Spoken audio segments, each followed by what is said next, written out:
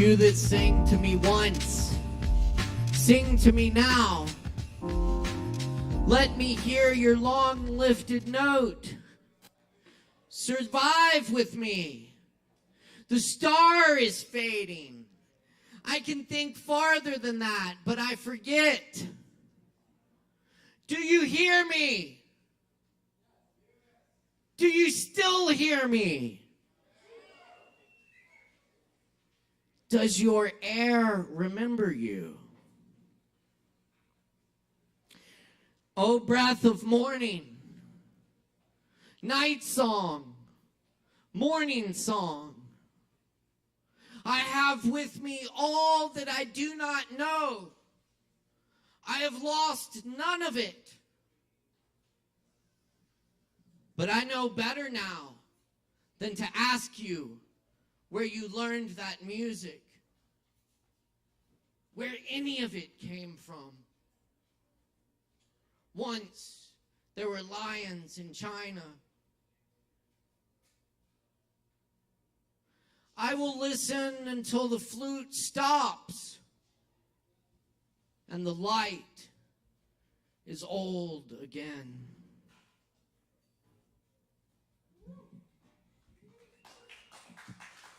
What's up, y'all? Welcome to Poetry Open Mic, Asheville. My name's Caleb Beissert. It's good to be with y'all tonight. Thank you for showing up. We do this every Wednesday night. This is Asheville's longest running and voted best open mic. Thanks to your support and your support and your support and your support. So thank you for supporting this. Buy a drink from Sovereign Kava and support the Kava bar so we can keep bringing you this open mic every week. That's right, Kava! There you go. Very nice. All right. Y'all, we got a whole awesome looking list of performers for you tonight. We're going to get to them and warm up the house with a few more poems. Y'all grab some drinks. We got Sin and Savvy holding it down for you tonight. Ray Ray's back there squeezing the Kava. Give it up for our staff here. And I can't thank my crew enough. We got Alex Wolfinger on the lights and live stream production, and Chris Medrano, our audio engineer this evening.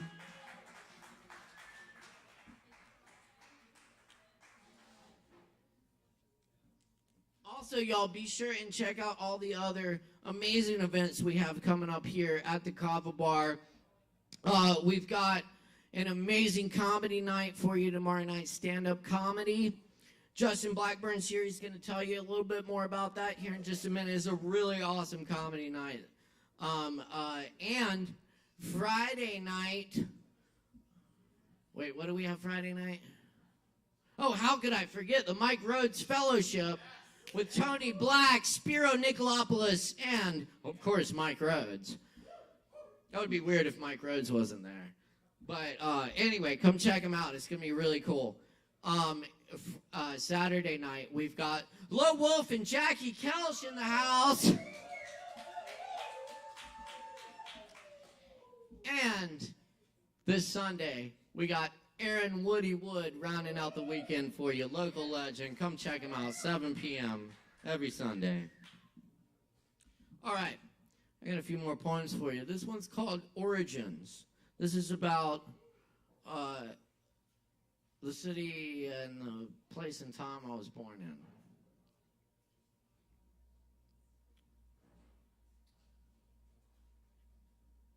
Nail polish. The upstairs bedroom of a duplex in D.C. Pink tile. I make my way among bars to Bedfoot.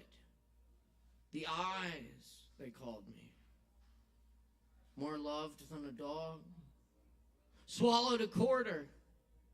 Threw up in the tub. Red hearts, my guts in the tub. Beautiful, pure life lying there.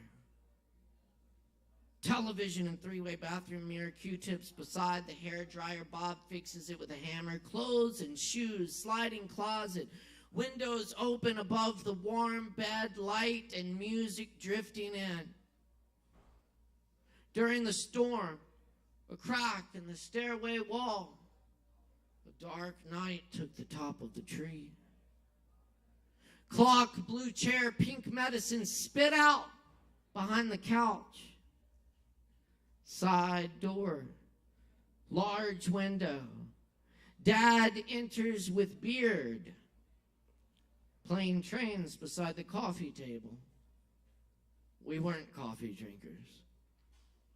I listened to a brown tape recorder, the photographer's umbrella, table washing, chair smashing. I fed the ants from a paper plate cheese sandwich. Freezer on top of refrigerator making meatballs, a bath in the kitchen sink, plays London's Burning on old piano in dining room with green carpet, watering table with burls winking like the eyes of owls, falling bookshelf, a peanut butter cookie from the man, and a moving truck.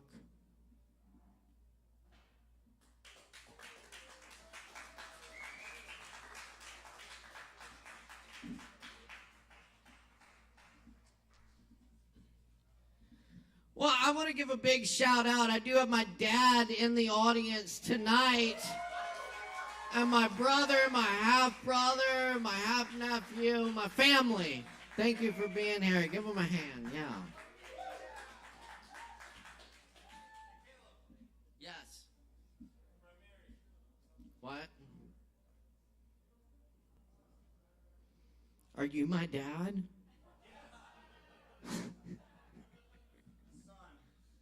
Oh, you're my son. I am your father. It's so good to see you. Daniel Hart, everyone. Y'all check out the Django Jam every second Thursday. Yeah, I got you. And a little bit. By the way, be sure and get here at 8 o'clock for a good spot on the list. We do this every week. And this next one goes out to my dad. This one's called Yellow Bucket. That enormous old tree with brown leaves, horizontal, uprooted. I named it Triamenic. In the woods behind the golf course at the bottom of a steep potholed alley. Dad and I hunted golf balls with a yellow bucket. On our walk, we found a pedal car missing a wheel among the leaves. He replaced the wheel, painted it brown for me, like the family Honda. I drove in circles on the patio, and the pedals gave me a blister. My foot, a moon.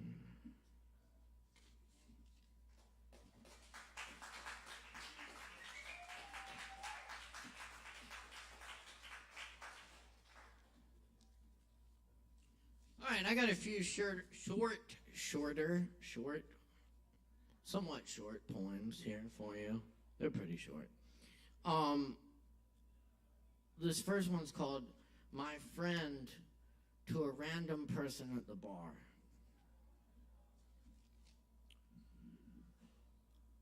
My psychotherapist says I'm paranoid, but I have pictures of the helicopters that were following me.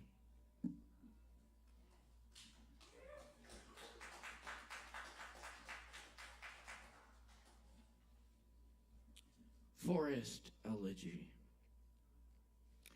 My friend told me of the 30-year-old owl in the Atlanta suburbs whose tree died and had to be cut down. And inside the hollow of the tree, they found more than 200 cat collars.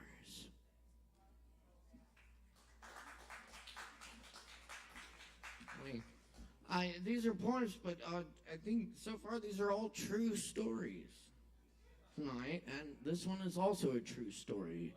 It's called Honey, and this happened right here in this very place. Honey. When a man walks into the bar, sits down, and proceeds to cover himself head to toe in honey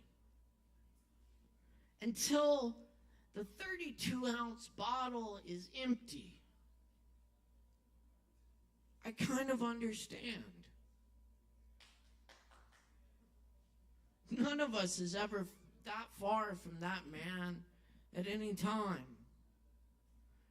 As the water from the running faucet forgotten overspills the mop bucket, one drop too much, one good push over the line, and you could be the one wandering off into the night, glistening,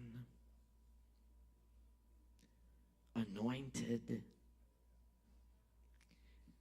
leaving honey footprints behind.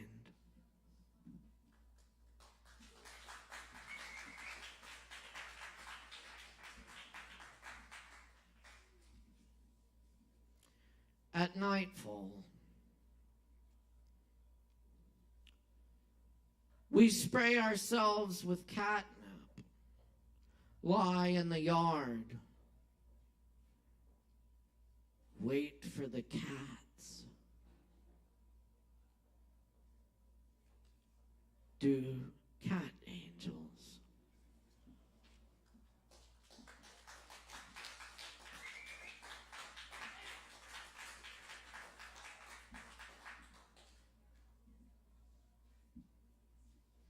Thank you.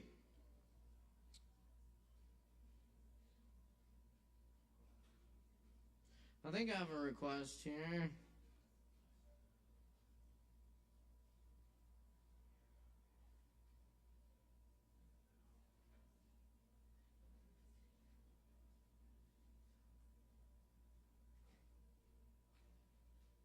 This is called Somewhere I've Been Before.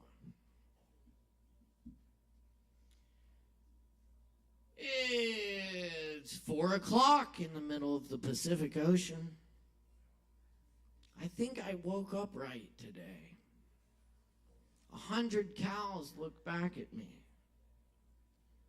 A guy wearing a Santa hat and waving his arms at the corner of a Safeway parking lot in Maui in August. There is a shirtless man in the parking lot yelling and picking up bicycles and throwing them in the back of random pickup trucks. I look toward the mountain wearing its cloud. Hollow in flooded valleys, the gardener's eyes unseen. A tour bus rolls by, full of old people who are asleep. Water in the valley is a rustle in the leaves. The ocean has something else to say. I'm not a local, said the man outside the Minihuni convenience store. I've lived here 42 years. I think I'll go stand in the sun for a while and see if it makes the shade cooler.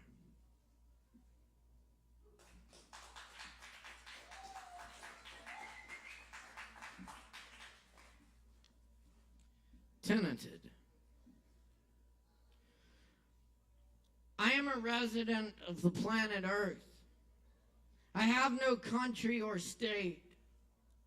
I am at home in the timeless islands or in the blue mountains much older. I am at home in the trees and on lava rocks of beaches eroding. I am at home in tungsten swamps and open grasslands, saying, "Come back." I am a resident of the wind. It teaches me the song, "Come back, come back."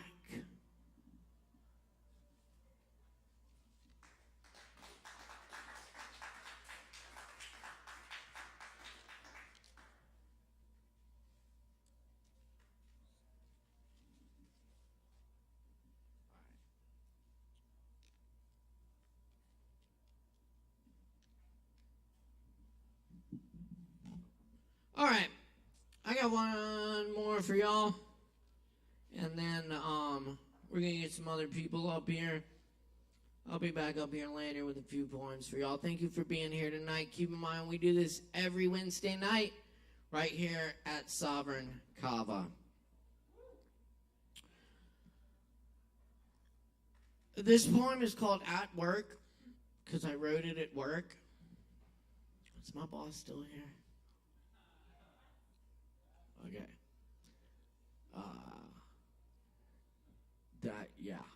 Forget that. This poem is called Rent Then.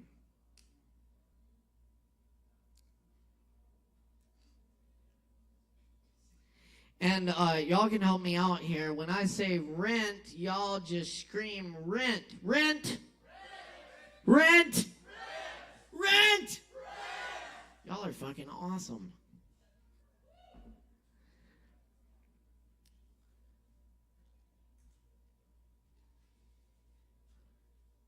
The clock.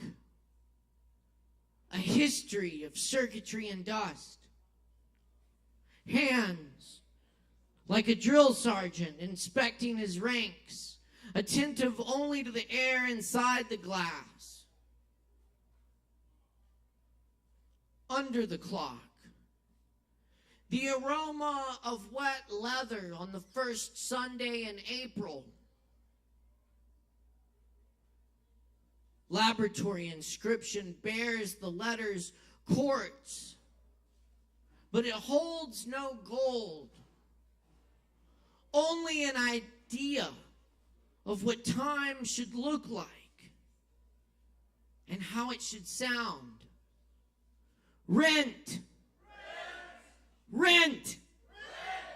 Rent. Striking a match too quickly, losing the flame. Whose idea is it anyway? Why should we rent away our lives only to start over at midnight? On its rough face, the numbers shine like hair, each waiting for its part of the minute. Rent. Rent. Rent. Why should we rent? Whose idea is it anyway? Rent.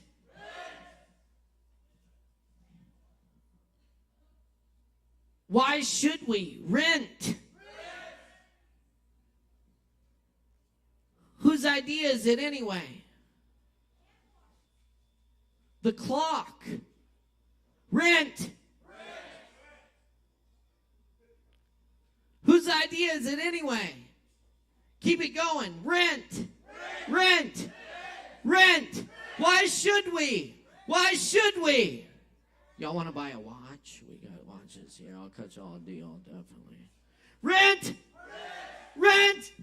Keep it going! Whose idea is it anyway? Why should we? Holds no gold! On circuitry and dust! Rent! Rent! Rent! Rent! Whose idea is it anyway? Why should we rent? Rent! Rent! Rent! Rent!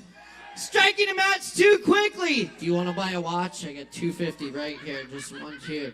Rent, rent, rent, rent. Whose idea is it anyway? Why should we? Holds no gold. Rent, rent, rent, rent, rent. Striking a match too quickly. You want to buy a watch? I got one. They're really nice. That one's $2.50 right there. That one's for $500. Yeah, that's actually $500. Yeah. Just let me know. I'll cut you. Rent!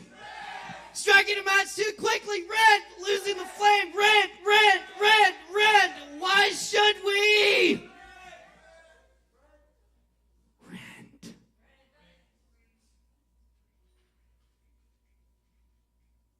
Holds no gold. It holds no gold. It holds no gold. Rent. Rent! Y'all fucking rock. Thank you so much. My name's Caleb Beissert. I'm here every Wednesday night. We got an awesome show coming at you tonight. Stick around. Grab some Kava. Up first on the open mic, we've got the incredible Justin Blackburn in the house. Make some noise for Justin Blackburn.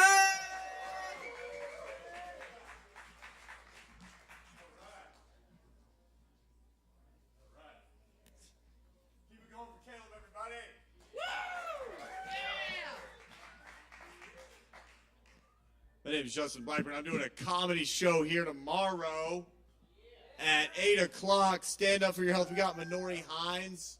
She was voted 2018 Best Comedian in Asheville. And then she moved to Brooklyn, and she also moved to Atlanta. Now she's living in Detroit. So she's all over. She's performed with all the best comedians. We got Chesney Goodson and Taylor Rogers, and I'm going to be performing. So maybe if I tell a couple of jokes and you like them, maybe y'all come. Yeah, it's going to be a great time tomorrow at 8 o'clock. Thank you very much. I just had before I tell my jokes, I had this funny thing happen to me. So, y'all ever had a crush on somebody? It makes you really stupid. So I was hanging out with this woman before the show, and I have a crush on her. And so I thought I'd write this like really great bit about how having a crush on somebody's stupid, and it just bombed.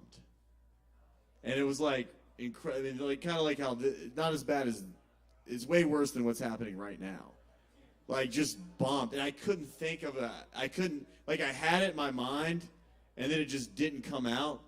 Like I said this like 3 times. Right when you care about what someone thinks, you're fucked, and then just nothing came out after, and I just felt this incredible amount of embarrassment, and I haven't felt embarrassed since middle school.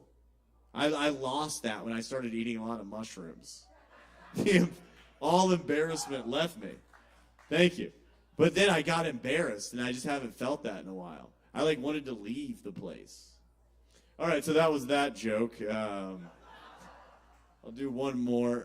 Speaking of getting embarrassed when you're younger, people are really mean to you. Y'all agree sometimes? Your kid? Sad, right? It's hurtful. I remember in 7th grade, I had another crush on this girl named Caroline. She was very popular.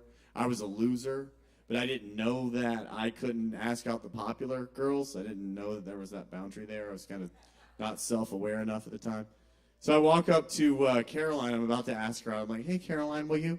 And then her friend Jessica goes, look how ugly he is. Look how bad Jesus messed up when he made him. Ooh. I didn't come. I was like that on stage tonight. I had nothing to come back. My mind went blank. Yeah, it was crazy. A couple years later, Jessica's dad lost his job. He was turns out he was doing some fuck shit, you know. Lost his job, ended up killing himself. Yeah. It was bad. And then Jessica and her mom became homeless. They lived in a van in the Walmart parking lot. I found out what Walmart it was. I drove down there. I said, hey, Jessica, you called me ugly in 7th grade. Now you're homeless. Yeah, I felt pretty good about myself, I'm not going to lie. A couple years passed. Jessica's path didn't really go too well. Mine went really well. She got addicted to meth. It's really sad. Found out what meth house she was living at. Knocked on the door, nice young man let me in. Says, Jessica here? She said, yeah, she's over there. She was tweaking over in the corner. I walked up, I said, hey, Jessica, you called me ugly in 7th grade. Now you're addicted to meth. I walked out of that meth lab feeling really good about myself. Not going to front. A couple years passed after that. Poor Jessica, she got off meth. I'm really happy for her. But then, just the way the tides happen, you know. This world, it's random. Poor Jessica got cancer. Yeah, it sucked. Found out where she was staying in the hospital. Walked up there. Got some Cool Ranch Doritos in the vending machine before I went in there. So they're eating my Cool Ranch Doritos. I said, hey, Jessica! You called me ugly in 7th grade. Now you have cancer. I felt pretty good about myself, I'm not going to lie. A couple years passed after that as things happened. Jessica passed. She died of the cancer. Killed her. I went to the funeral. They were playing Billy Joel, that song. She's got a way about her. I was like, no, she didn't. Walked up to the casket. I said, hey, Jessica, you called me ugly in 7th grade. Now you're dead. Walked to that funeral home really high, really feeling good about myself. My life was going great. A couple years passed after that. I went to go see a psychic. Y'all ever see psychics? Yeah, I went to go see a psychic just for shits and giggles because my life was going really great. And the psychic said, your life is going great. The psychic mirrored that to me. However, there's this feminine energy in your auric field. And it's going to sound crazy, but it's asking for your forgiveness so it can transcend into heaven. I said, oh, I know who that is. Give me a second. Hey, Jessica, you called me ugly in 7th grade. Now you're stuck in between worlds. Felt pretty good about myself. Things were going great. A couple years passed after this, my buddy hits me up. He's like, hey, man, my son has been possessed by a demon. You're so super cool. Is there anybody you could come and help him? I was like, yeah, I'll be there in a second. I get there, and the kid is just going, I am Jessica, over and over. I said, oh, I know what to do about this. Hey, Jessica, you called me ugly in 7th grade. Now you're possessing a child as a demon.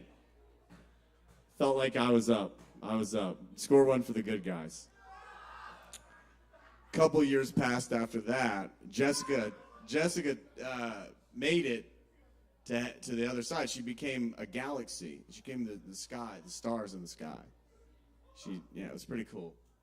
I was walking down the street. I looked up. I saw her. I said, hey, Jessica, you called me ugly in 7th grade. Now you're the stars in the sky. I was feeling pretty good about myself. A couple years passed after that. I actually died because that's what happens to us sometimes. Yeah, I died. And I became the infinite light. And Jessica and I were one, together, forever, bounded by the unconditional love within us all that glues the universe together. And I said, hey, Jessica, you called me ugly in 7th grade. Thank you. You taught me a beautiful lesson about how I fucking rule no matter what happens. We got a great show tomorrow night. We got Chesney Goodson in the house. We got Minori Hines. We got Taylor Rogers. All hilarious comedians. I got flyers. I'm going to hand you one. You can say no if you don't want it, or you can say yes, take it, and bring it in. Keep this show going. Thank you all for coming out tonight. God bless you all. Much love and appreciation. You're keeping going for Justin Blackburn. Only $10. $10. Anything you got. You got a watch? Yes. You got a watch? He'll charge you $10 for it. Just see Justin Blackburn. All right. Thank you, Justin. Come see that comedy show tomorrow night. Up next, we got another amazing performer here. And she's got a show coming up here Saturday at 8 p.m. With Jackie Couch. Y'all, please welcome the one and only Laura Wolf. Give it up.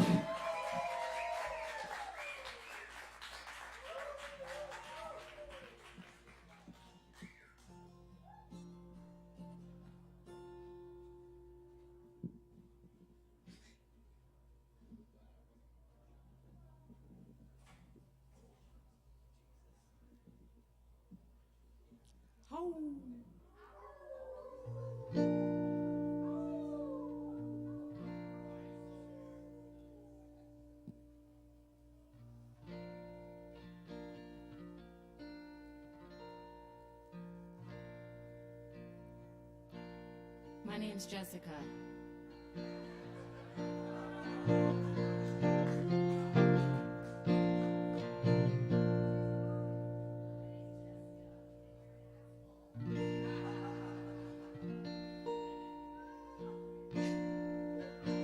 No, I'm Lil Wolf, but I don't want to date Justin either.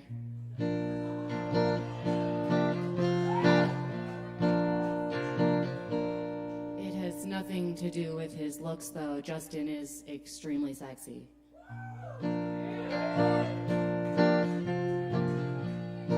It's because his fiance broke up with him.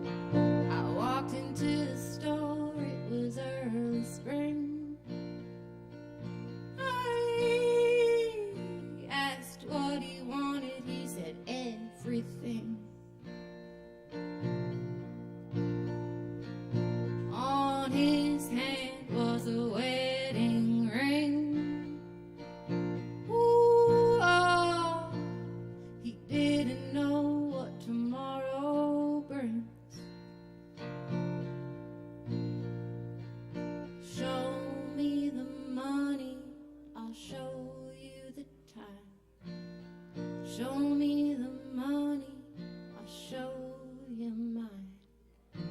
Heaven ain't a place you can buy. Show me.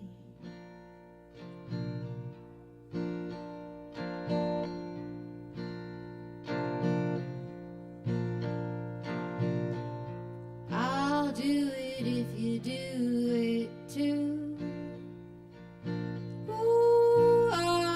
It's a boot, strap, buckle, any size will do.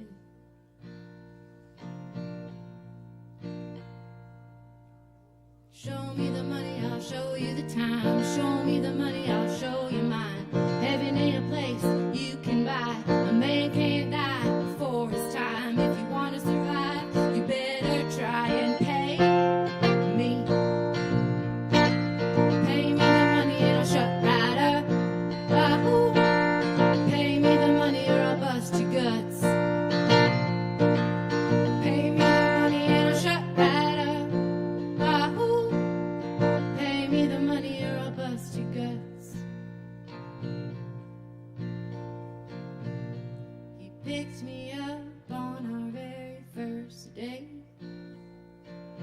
Ooh, oh, it wasn't good. I did great.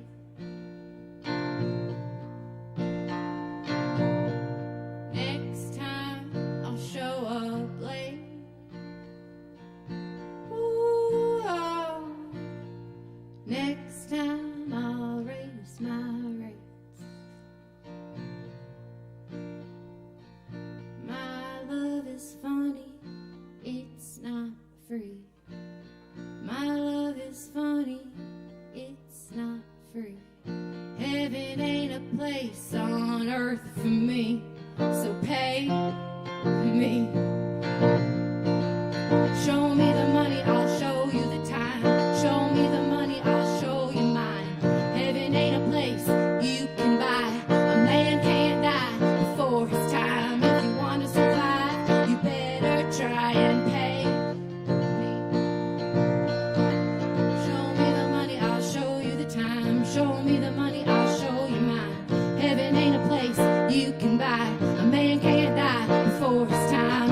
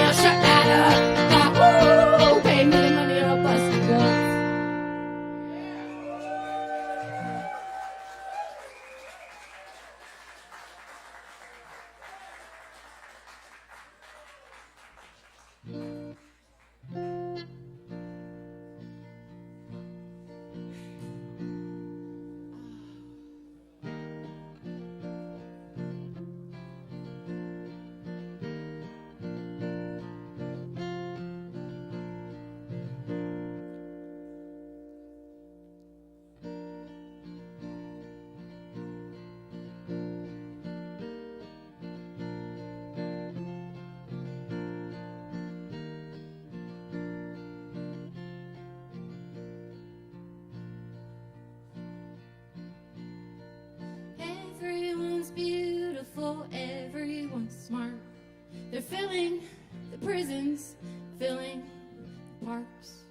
Buildings go up, buildings fall down. I'd rather hang with the bums and the clowns.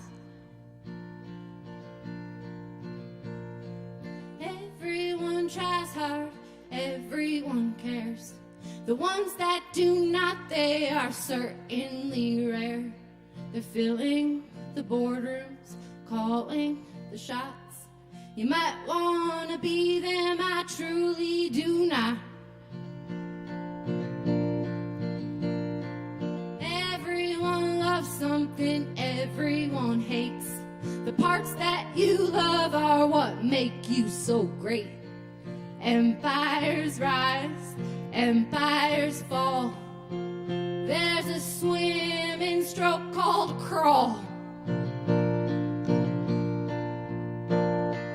Everyone's frightened, I think that is fair. If they're selling us water, they'll sell us the air. Advice that they give in this forsaken town: just keep crawling till you drown. Everyone's searching, everyone's lost. If you ask what it's worth, they tell you the cost. Cost is much more than the money you spend. Everyone's priceless if you call them a friend.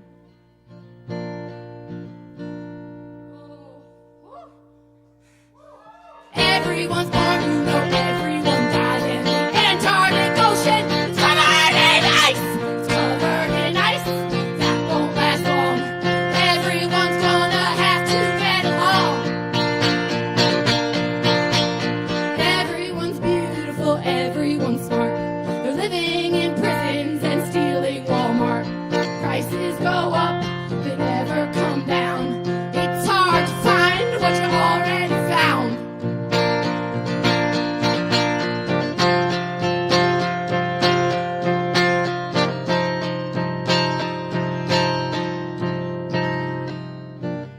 Everyone's somebody to someone else.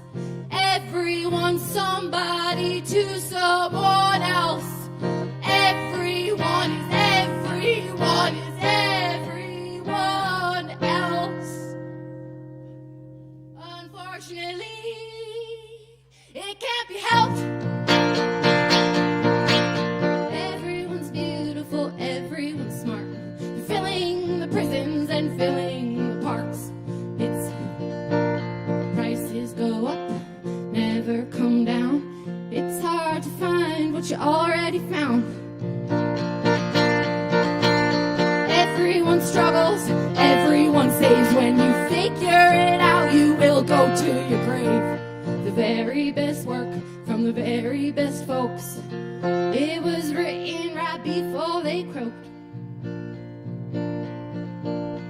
Everyone's beautiful, everyone's smart. They're tripping on acid and living in parks.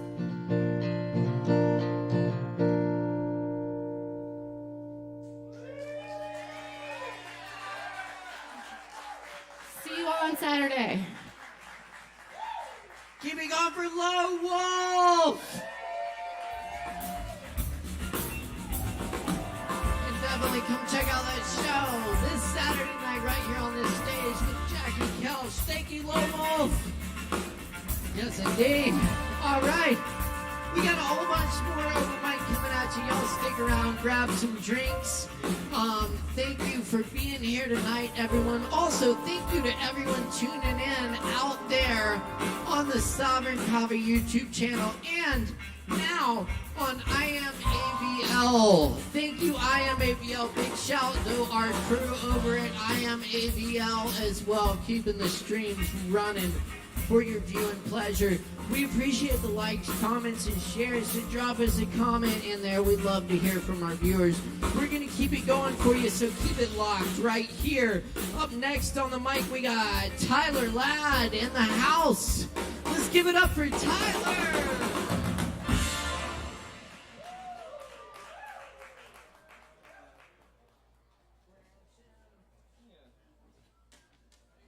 Thanks, Lil Wolf. That was really, that was something. You're spicy. I love your music. If y'all haven't already, you should get her album. The whole album's great.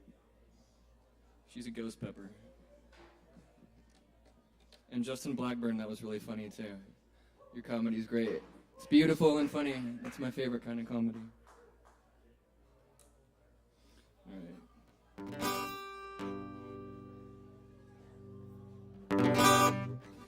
Alright, I'm gonna sing y'all two originals.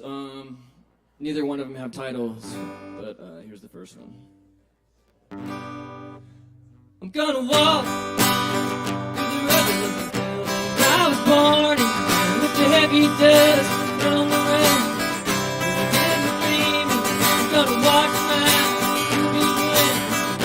Still forgetting, I surrender time to the never mind. I'm gonna rise up with the morning.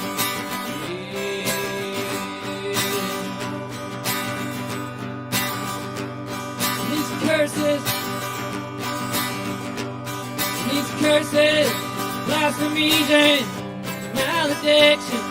These ecstasies and pleas and cries and tears are all business. Cause I got no time to decipher all these ancient hieroglyphics. Gonna hang a prayer on the chandelier and get on with it. Late night, like a metal in the sky, the river of incense. Famous hearts wandering, so bright and brilliant. And there's a crucifix in the room where we exchange gifts on Christmas. But the thing is, clear as day, no need of forgiveness. No need for forgiveness.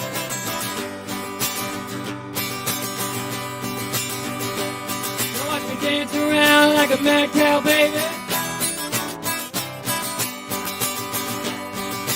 Say I'm a little worse for the wear, yeah. But I'm a sucker for a game of chance on a sister pack. And I'll lay you 5-1, sure as the sun. Everything that dies someday comes back. And I paid my dues, and I got nothing against you.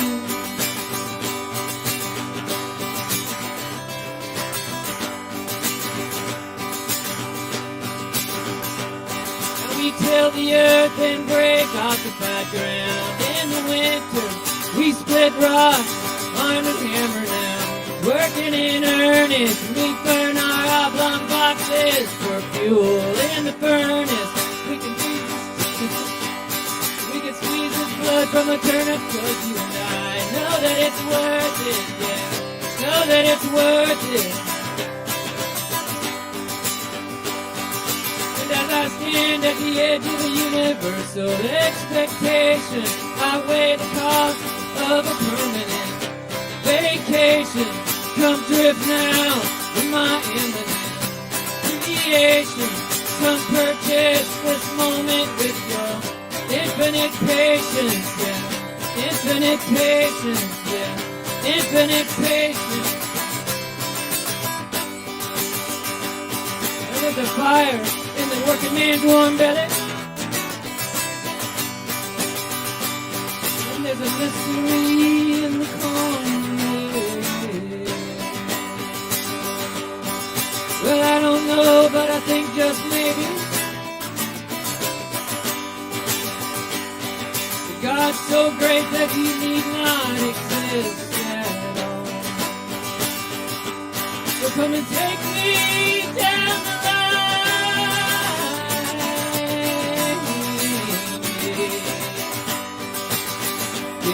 Let it take me down the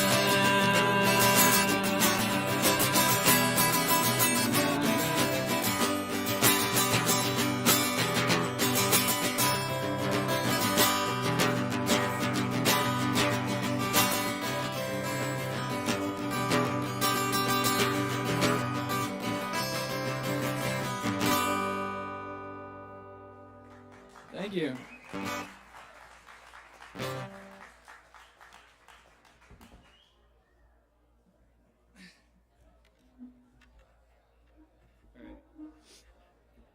here's my last song.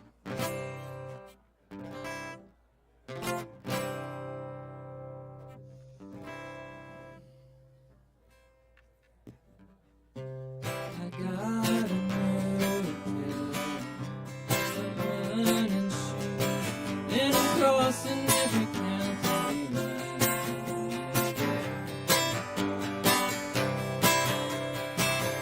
It's a war in my rear view, and I'm gone as far as the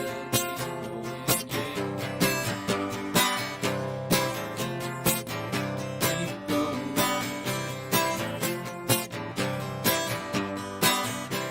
Seems all I do is ruminate on you, but time leaves little room for all.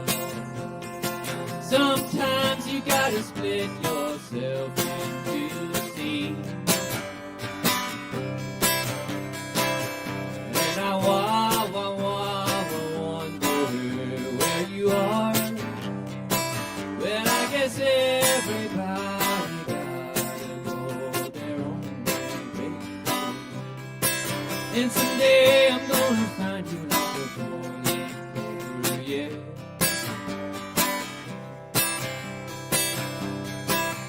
It's all right now. There's a whippoorwill sing a new song of hope and promise, and I'm coming on home to you. So living on the road, you do what you can to try to stay alive and free and unencumbered. I went out west to expand my mind, but you know nothing goes can say. Everyone I know is either dead or moved away,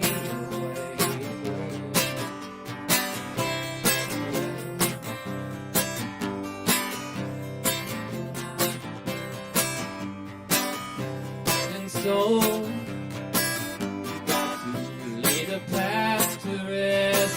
Deep down inside, there's a light that keeps on burning. I hold you close to my chest in the midnight, 'cause you're my moonshine darling. Yeah, you're my moonshine darling. And I don't know if there's a destiny, or if we're all just floating on some kind of breeze like a float. At times it feels like both run side by side together. At times it feels like both run side by side forever. Well, it's all right now. I've seen the sun go down on the bayou. I've seen the sun rise up in the desert, and I'm making my way to you. Oh, there's a door to an open road across the landscape of pictures of time, and everywhere is a postcard of me, 'cause the past is what people find. Yeah, I said love is the bridge between you and I.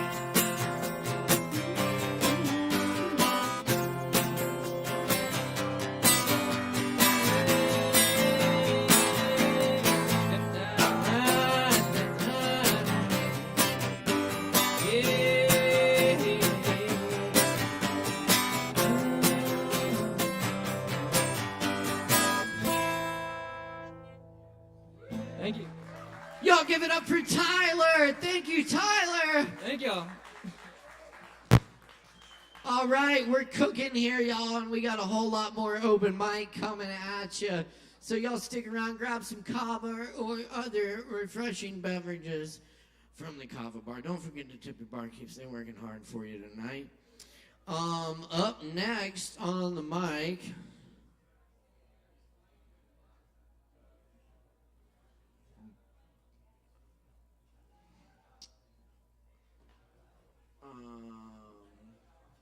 Jackal Bark. Yes, that's right. Oh yeah, I can read. Oh, Jack, what does that say? 3? Jacob Barkle, I'm so sorry. All right, let me try that again. Y'all make some noise for Jacob Barkle. Give it up.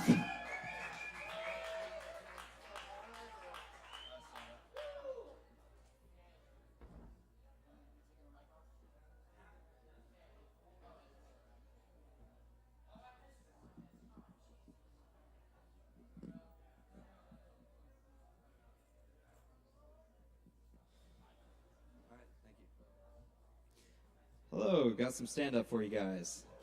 First time here. Used to being around drunk people. Very exciting. This is my 3rd year nicotine-free. Turns out the only thing more addicting than nicotine is bragging. I also quit a lot of other things. I don't really smoke weed, take pills, get in the sun. Quit all that so I could focus on being a full-time alcoholic. I don't like the Vans shoes. Vans. Everyone takes pictures of them all in a circle, thinks it's all cool, but my pair of Vans is creepy because they're 2 Chevy Expresses. I like going to Goodwill and buying the weird shit. The best thing I've ever bought was a female mannequin. I go in, see it's already in a cart, and it's $20. And I think, I can scare the shit out of my friends for $20. I'm going to get it. So I wheel it to the front. I'm uncomfortable. Everyone's uncomfortable. I buy it. Get out. It's dark outside. And I start loading the female body parts into my work van. It's a little awkward, but I was an EMT. This isn't my first time. Yeah. One thing they don't tell you about owning a mannequin is you will find more people that own mannequins. I know 2 bartenders. One has an arm. The other is a girl, and she has a family of 4. Yeah. I did not know Jeffrey Dahmer had a mannequin. I didn't watch the show, but apparently I'm living season 25.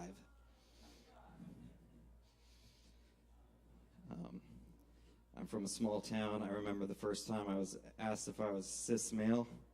I was confused. I said, no, I don't know what CIS is. I know what POS is. I'm a piece of shit. That's what my friends have told me. That's what my family told me. I know who I am. I used to be such a happy child. Now I'm just a child. I was a Boy Scout. Luckily, I was never good at tying knots. Yeah, I get a little depressing at the end. Thought about killing myself in a car, in a train, in a plane, with green eggs and ham. Been thinking about getting a gun. You're supposed to go in and test the fit in your hands. That's what they recommend, but they do not appreciate the taste test. I'd love to just end the night and pass on the mic right there, but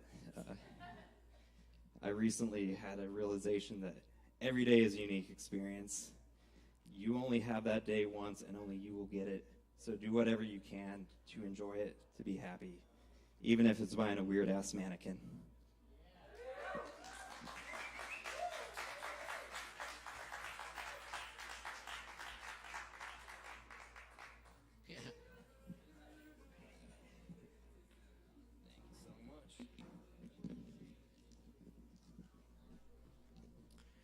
Hey, let's give it up one more time for...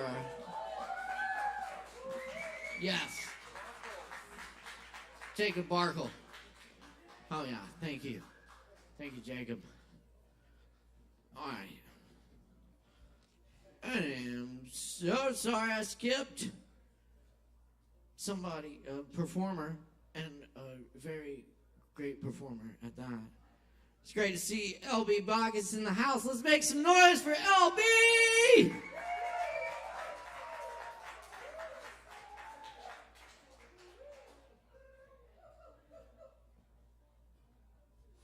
Thank y'all.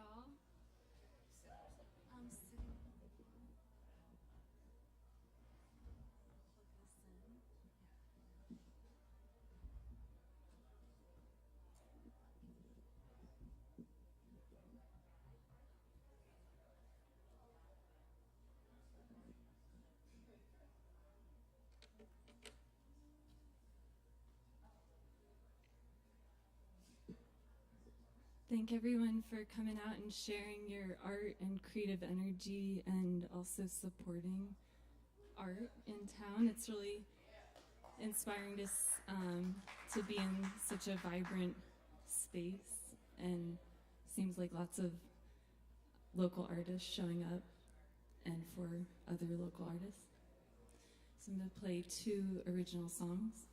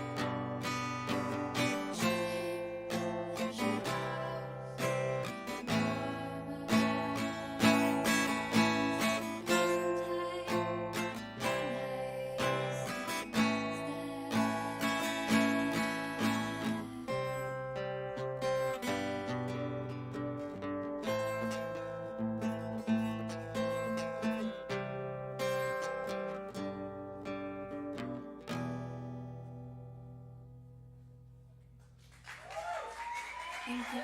Thank you so much.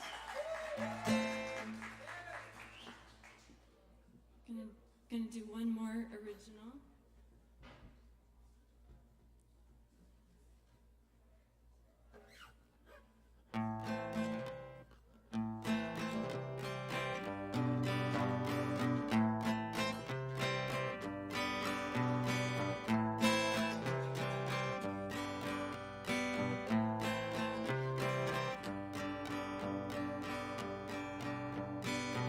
Baby's fine, come alive, step to the side.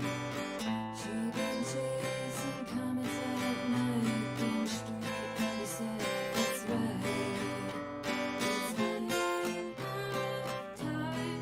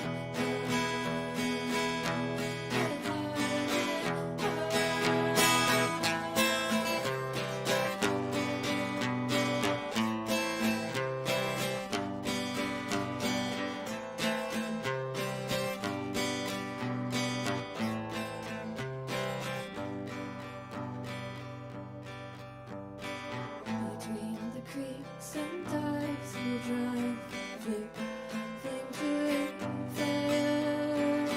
We've been learning the sleeping dogs' lives. Be sure to wake them tonight.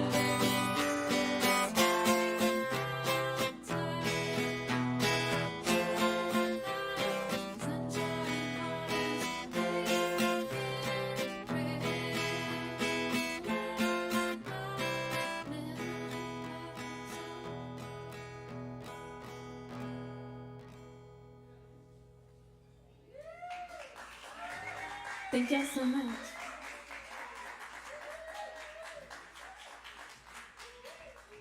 Y'all keep it going one more time for LB Buckets up here. Thank you.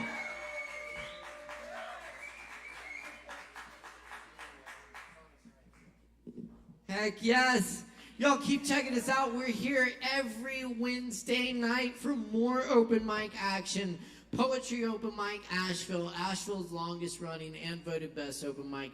Thanks to your support, where we welcome all people and all forms of artistic self-expression here at the open mic. By the way, if you're performing tonight, you have a free Kava waiting for you after your performance as a thank you from us or punishment for performing badly. However you want to look at it, we thank you and offer you a Kava. I'm just kidding. Y'all fucking rock. And we have Natalie. Is that right? Natalie. Awesome. Y'all make some noise for Natalie. Give it up.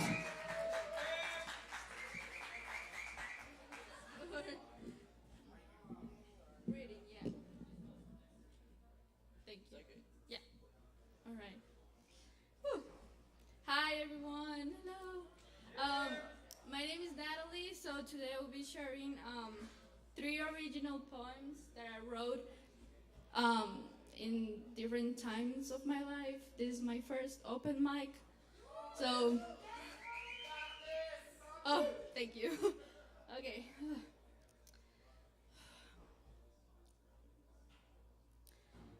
Today is one of those many days where I want to go far, far away. This desire dominates my being. It rises from my extremities until it penetrates deep inside and take control of what was once mine. Empty conversations that only want to please the other rumble in my ears. The smell of falsehood and deceit drenches my clothes so much that not even perfume can masquerade the smell. But not again. I will not allow them to be protagonists of my story. I'm not going to let them absorb me as they were absorbed. I'm not interested in being one more of that typical, classic, boring, and banal bunch. I don't want to show up to the world that way and be insecure deep inside. They're taken little by the toxic cloud of bad air, and it leads them to bad environments, bad habits, bad attitudes. But I break for a second and take a deep breath. I try to swallow and nourish myself with pure air and good memories, good times, funny stories, because they exist. It's hard to search the dusty corners of my mind, but when I'm able to grasp a little bit of hope, I hold on tight and I slip into the void. Finally, dominated by these new airs, I fill my lungs and I go out into my daily life.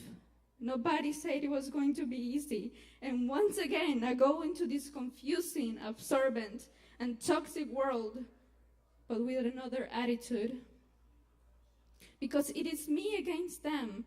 I face the world and its invaders, and I see them in a different light. I no longer glare at them. I appreciate them. I no longer judge them. I understand them. And I no longer stay without participating in their games. I'm interested. But from a certain distance, I silently shout to them from the depths of my being that nothing is worth selling yourself for something that doesn't last.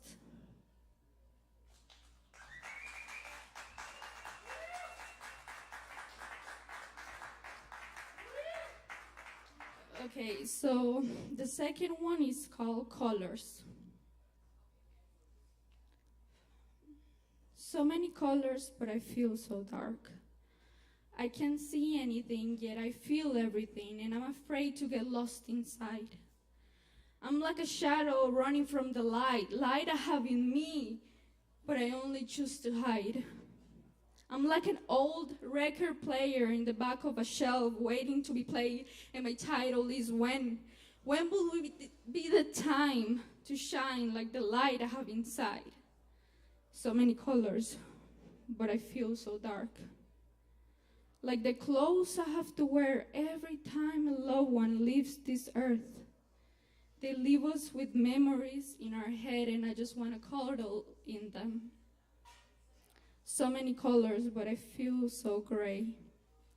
Like the ashes on that ashtray, I remember so vividly. Like the smell in his hair from the cigarettes. I'm back in that dark place, and I pray I never have to live that again. But that memory weighs on my shoulders every day. So many colors, yet it's blue. Like the bruises left behind that later on will become scars in my heart. I just want to shine the light in all my dark places, and maybe, just maybe, I won't feel so dark.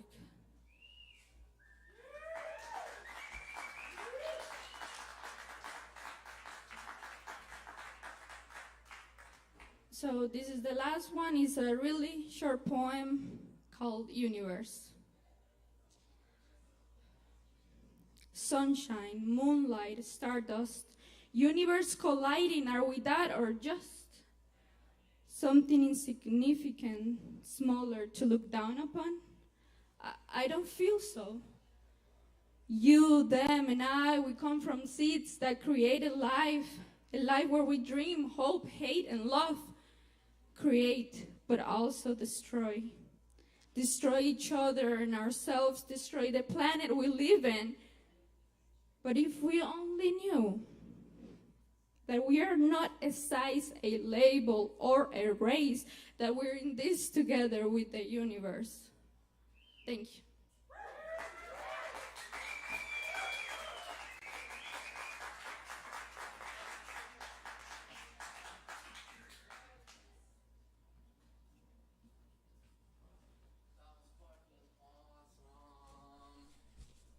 Oh, yeah. Thank you, Natalie. One more time for Natalie. That was awesome. And y'all keep checking us out here. It's open mic every Wednesday night. We got plenty more coming at you. Grab some drinks. Tip your barkeep. Stick around. Let's see. Up next is Kai in here. Yes, Kai's here and ready to go. Awesome. Y'all make some noise for Kai. Give it up for Kai.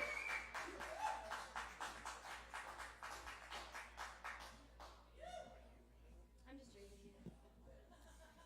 My giant water bottle. Hi, I'm Kai. Say hi back. Thank you. Thanks. This poem is called Tomorrow Night. I feel like a doll no one wants to play with, except when they're bored. Put at arm's length, attached by a frayed cord, ignored, until it's convenient for you to come through. Claim land, withstand, absent hand. Nobody cares, right? Maybe tomorrow night.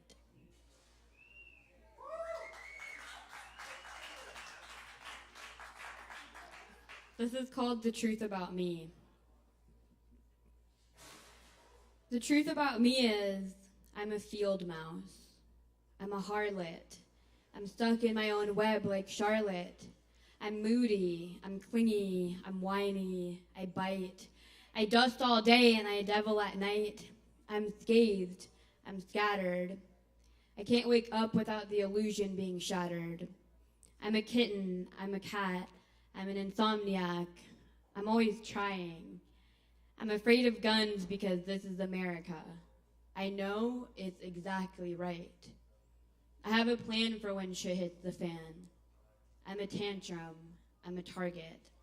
I'm tired of everything trying to kill me.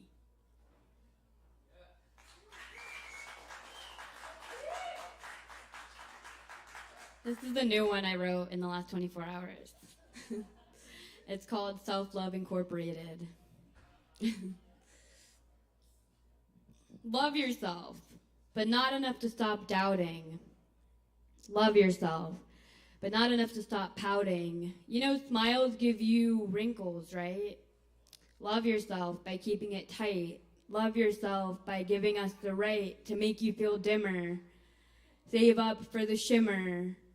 Easy breezy, buy this plastic shit. Get sick of it, but never quit. Love yourself like a capitalist.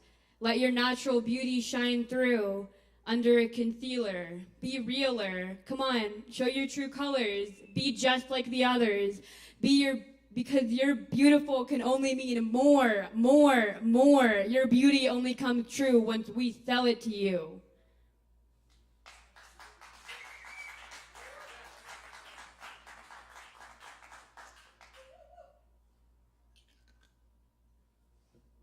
Still working on that. I'm sure you'll hear it again.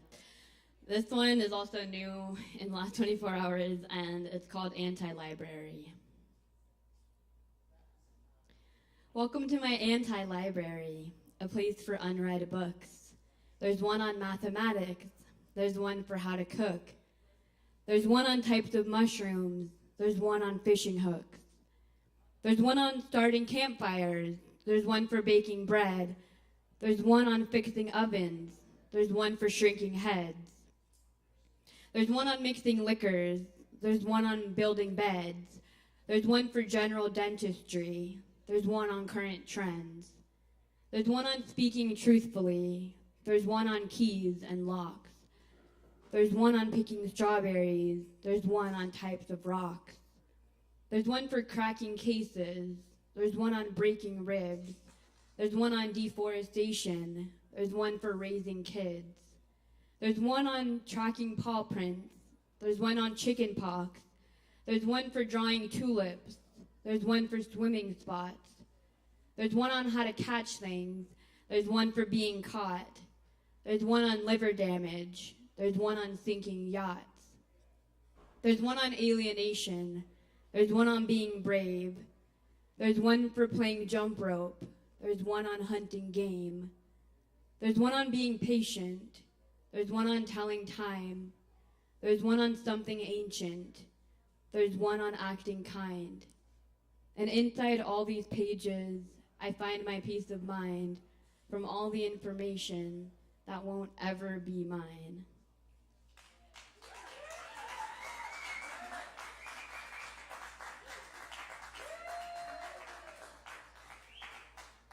Yo, keep it going one more time for Kai up here. Killing it. Thank you, Kai. That's right. Yo, keep checking us out here every Wednesday night. Don't forget, we got that awesome comedy show tomorrow night, and Minori Hines is headlining. Fantastic comic, friend of the open mic.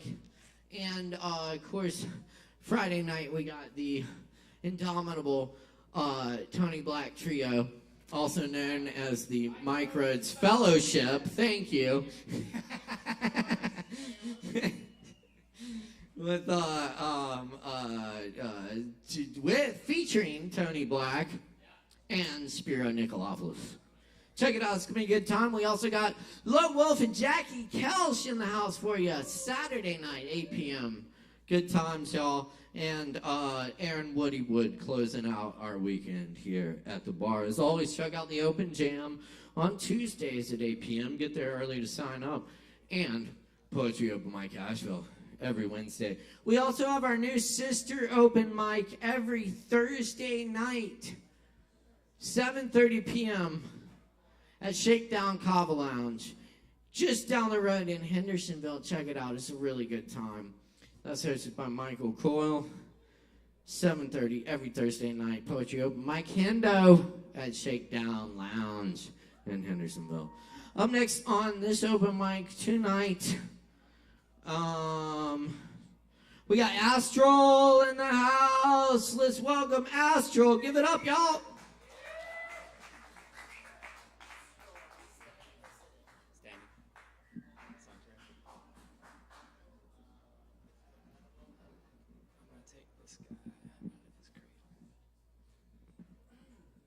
Hello, hello. Yerp. What's up? So, hi.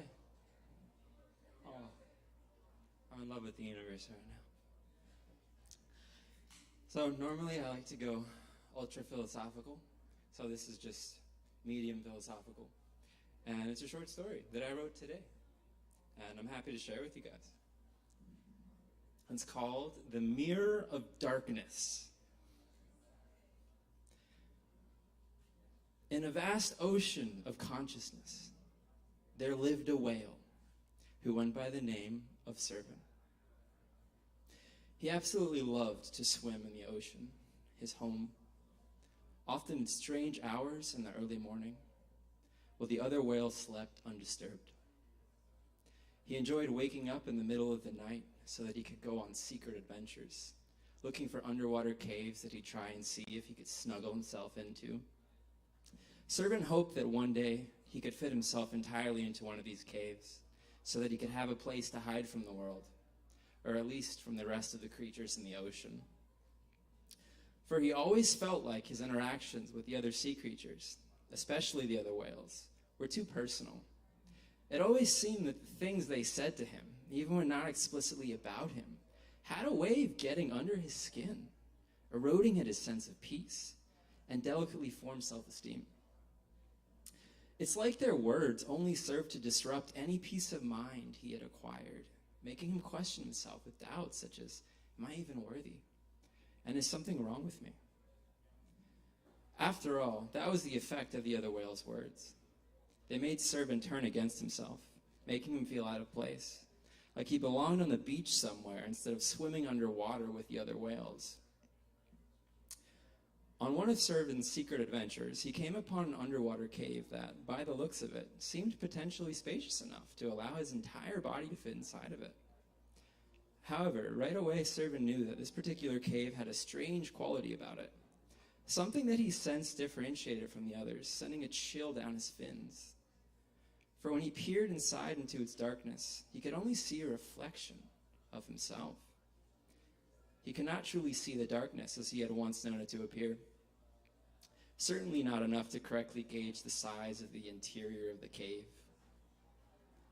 As he tried to focus his eyes in the darkness so that they could properly adjust, he instead saw his own eyes staring back at him. It was as if the cave were not in fact a cave, but rather a mirror of darkness, the sights of which it produced caused an ambiguous fear in him to arise. For he had never actually ever seen himself before. Having lived underwater, he had never had the chance to ever lay eyes upon anything like a mirror. He only recognized himself because of his name, Servan, which in whale means one with the eyes that dart back and forth until they find their stillness. He got the name from the chief of the whale tribe, who, having seen Servan's eyes when he was born, knew there was no other name that would truly fit him.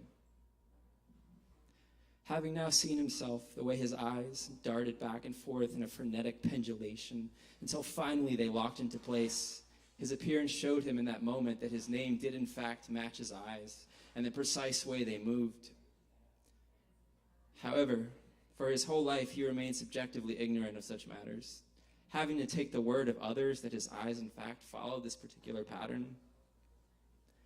It didn't make a difference towards helping him believe them that just about all of the other whales wholeheartedly agreed that this was in fact a genuine characteristic of Servan's. All but his enemy, Branton, who made up a story that Servan's eyes in fact did not do as all the others had claimed, having now realized that Branton had said this to instill a conflict within Servan's own mind. After a fleeting moment of anger at this realization, disbelief soon overtook him.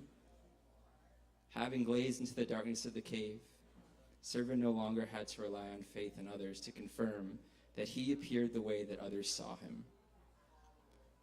There happened a great settling in his soul, finally having seen for himself the truth about himself. "They were right," he uttered in a barely audible voice. "All of this time, I thought that others might have been lying to me, or at the very least exaggerating the truth of things. But now I see entirely with my own eyes that my eyes are in fact the eyes of Servan." He soon realized that, strangely, much time had passed since he set out on his late-night adventure, as he could perceive the slight change in ocean temperature that was indicative of the sun having risen. He knew that the rest of the whales would wake soon, and so he quickly but intelligently looked around so that he could mark his surroundings in such a way that he would be able to find the cave again. He intended to talk about the mysterious cave to his friends, though he anticipated with a resolute sense of certainty that not one of them would believe him. He returned to camp to find them all, to his surprise, already awake and bustling about. This was not customary for the other whales at this time of day. Perhaps they had sensed telepathically his utter shock and amazement at his most recent unanticipated discovery. But as he neared further to the other whales, he couldn't help but notice that they seemed entirely unresponsive to his presence, as if he was not really there. Finding this strange, Servan decided to do a little experiment on his friend Jade, turning himself upside down and flopping his flipper rapidly in her face, so as to send a stream of water in her direction. However, even though he could see the movement of water upon her face, she completely neglected to acknowledge Servan at all. It was becoming clear to him that something was deeply amiss. He could still see his own body, but why couldn't they? He then made an attempt at one last experiment, screaming, "Metateletinus," at the top of his lungs, a favorite word of the whales which translates to, "Hey, everybody, I found something really cool, come check it out." Yet still, the rest of the whales just kept going about their business without suggesting any note of having heard Servan in the slightest. He knew this whole business of the other whales not noticing him had something to do with the mysterious mirror cave, but he couldn't figure out for the life of him how this was all possible. First the cave, then the fact that he seemed to not exist. Yes, things underneath the surface of the ocean were in fact becoming highly unusual. This was in no way just another ordinary day for Servan, and he had a sense that things would only continue to get weirder. He just didn't know how weird. Servan then decided to grab breakfast before he continued his exploration of strangeness that he had begun just in the wee hours of the early morning. Having found a school of fish to eat, he decided to sneak up on them like any other time. But this time, just as he opened his mouth to consume them, they all at the exact same time screamed at the top of their lungs, exploding into thousands of tiny dismembered fish particles. Their guts were all of a sudden sinking slowly towards the floor of the ocean, appearing to have been a spontaneous massacre of self-destruction. Given that he was still hungry, Servan had no qualms about eating their disseminated remains. But to his surprise, the fish did not taste like the fish he used to know. No, they tasted like pure salt. In fact, they tasted so salty that Servan's throat became instantly parched to the point of oversaturation. Normally, his body would naturally filter out salt on its own, but this time there was simply too much salt in his mouth at the moment for the filtration process to seem to have any chance of working. It was as if the fish had somehow all been affected by the mysterious cave he had found on his late-night adventure. But he couldn't even think to connect all of the dots right now. He was starting to feel sick from all of the salt he had just ingested. Moments later, he decided to try and find his way back to the cave to see if he could reverse all of the madness that had come to be from his peering into it. He swam quickly than he ever had before. After about 30 minutes of enduring excruciatingly dry mouth, Servan finally found the place where the cave should have been. But to his surprise, the cave had disappeared.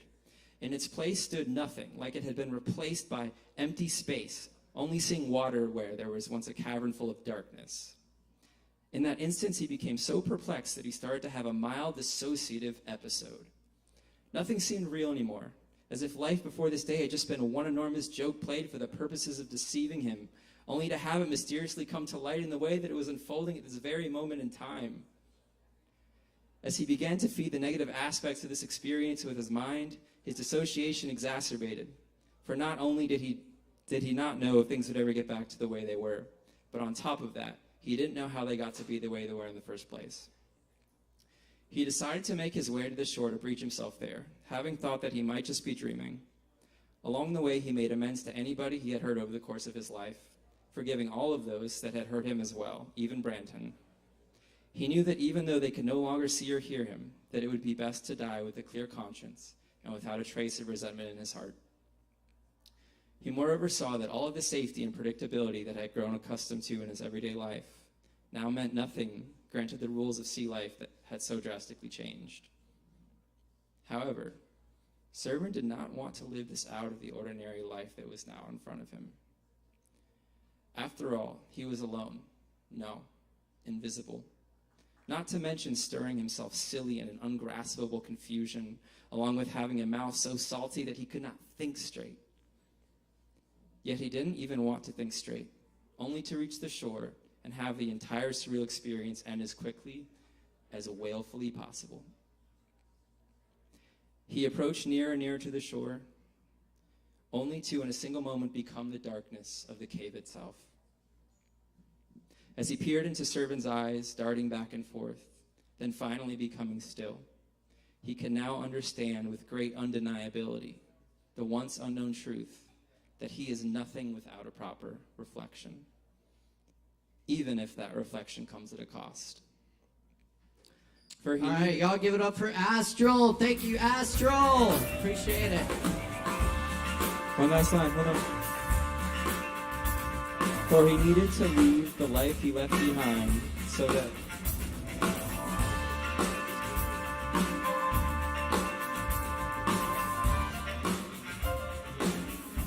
All right, one last line. For he needed to leave the life he left behind so that he may see himself more clearly. And to serving, nothing in life could be more precious. All right, thanks a lot. Up next on the mic, y'all, we got King Artisan in the house. Let's make some noise for King Artisan.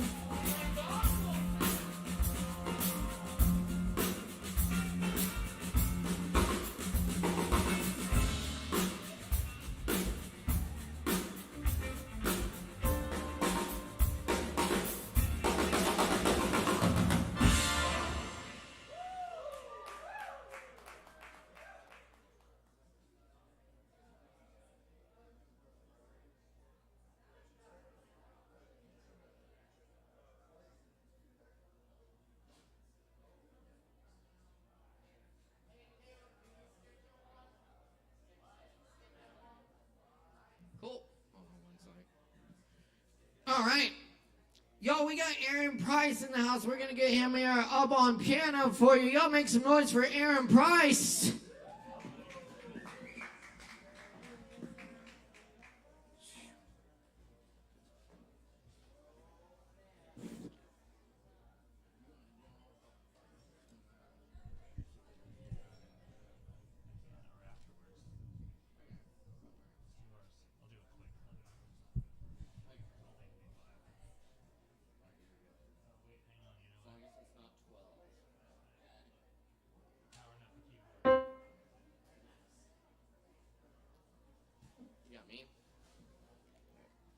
Check, check, check, check, check, check, check. We get a little on the piano monitor. Check, check, check, check, check, check. Check. There it is. I think. Yeah.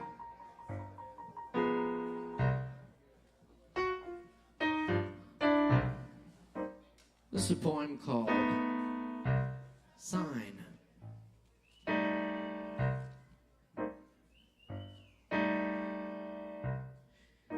The anxious opiate addict, 10 days sober, keeps asking to play the piano. Unfazed that the answer is always no.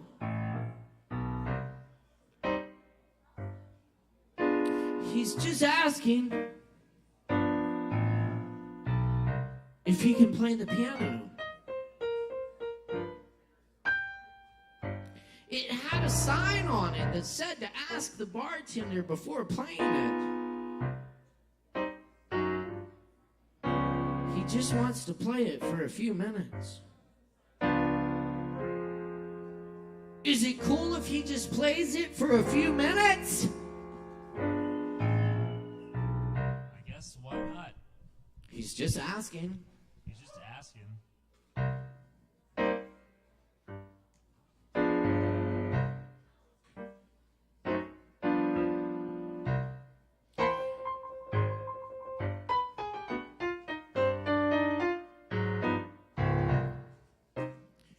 We're really just trying to close up, man.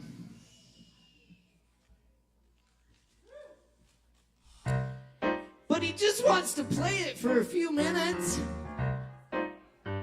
So is it cool if he just plays it for a few minutes? He's just asking. He knows how to play. He'll play it really good. Just for a few minutes. So is it cool if he plays it for a few minutes? He's just asking, though. He knows how to play a few minutes. He's just asking if he can play the piano just a few minutes. Piano, minutes, piano. Is it cool? Piano, minutes, piano, piano, piano, minutes, piano. He's just asking piano, minutes, piano, piano. He's just asking piano, minutes, piano, a few minutes, piano. He's just asking if he could just play the piano for a few minutes. Can he play the piano? Play the piano. Come on, Aaron, play, play. This poem is not about me, by the way.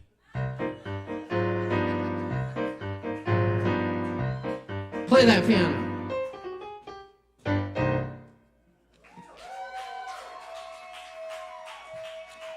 He really needs to get something out.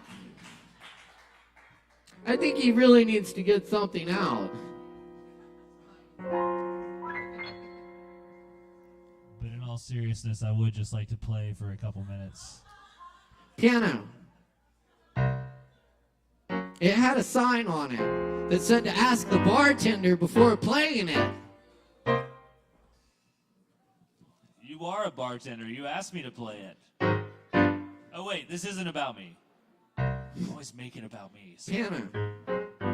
Piano, piano, piano, piano. He's just asking if he can just play the piano. He really needs to get something out. He really, really needs to get something out. Piano, piano, piano, piano. It had a sign on it that said to ask the bartender before playing it. What do you think, Sin? Savvy? Can he please play the piano just for a few minutes? Can he play the piano? Can he play the piano?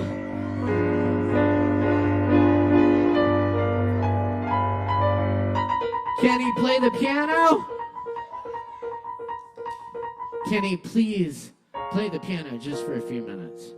We have people on stage right now doing a show, and the piano's not tuned.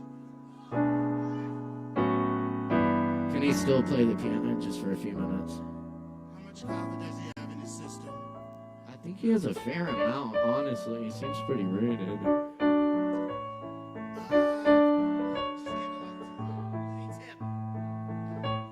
He's tipping good. He's tipping straight. 25, 30%. Oh, he can play. He can definitely play the piano. Jesus Christ, can he please play the piano for a few minutes? That's a yes!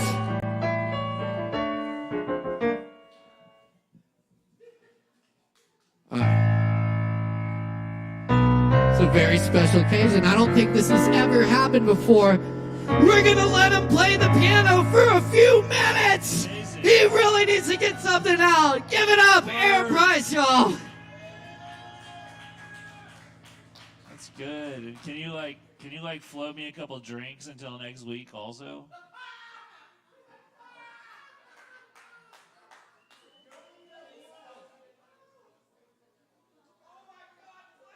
All right. Can I get a little bit more vocal right here? Or any? I'm going to play a song that I wrote for some lyrics from a Justin Blackburn poem. Is Justin here tonight? Probably not. But, hello, hello, hello. Push that on up in this wedge, please. I'm not really getting a difference. La, la, la, there it comes. Thanks for letting me play. Just a few minutes of your time. It's good now. La la la la la, plenty of piano, just low on the vocals. Happy summer, everybody.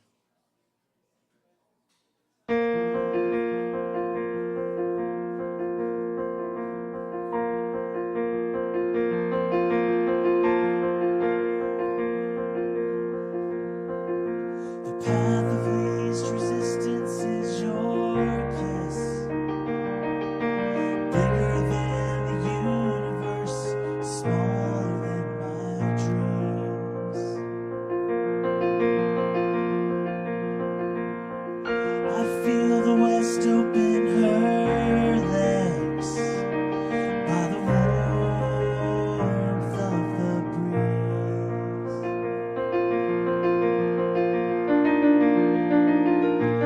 Tickle your tongue and believe the point of life is this.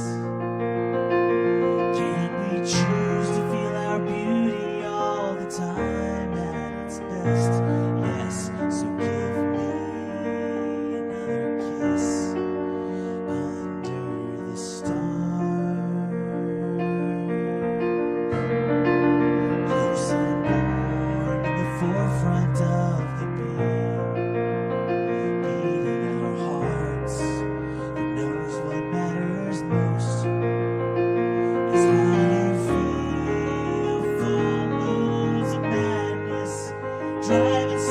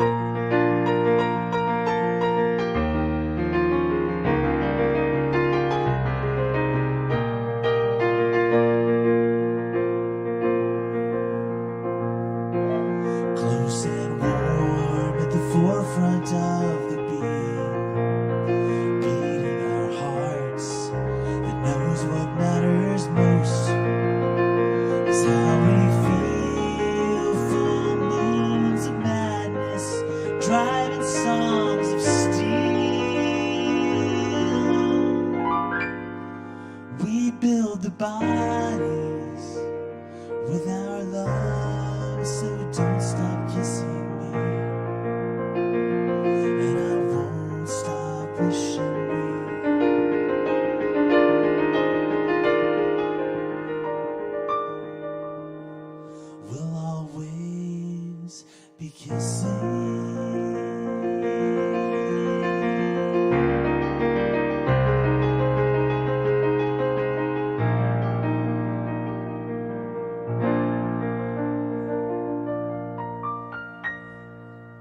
Gracias. Thanks, Caleb.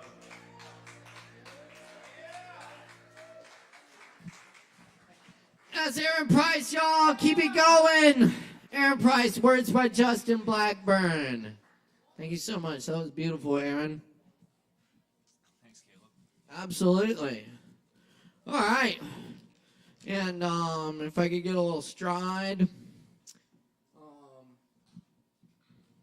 I just want to remind y'all about the fantastic events coming up here this weekend at Sovereign Kava. We got tomorrow night our amazing comedy show with Minori Hines headlining, hosted by Justin Blackburn and some other good comics for you. Friday night we got Mike Rhodes Fellowship in the house at 9 p.m. Saturday night we got Jackie Kelsch and Low Wolf. And Sunday night we got the one and only Aaron Woody Wood in the house for you. As always, check us out at Open Jam. And Aaron Price and I will be playing here with the Lactones on July 7th, every first Friday of the month. Come check us out. Friday. Party with the Lactones. It's a good time. We appreciate the hell out of y'all. Grab some drinks and tip your barkeep. Speaking of, we got one of them coming up next for you. King Artisan is in the house. Y'all make some noise. How's it going, guys? Sorry about that. I got stuck in traffic while doing my taxes.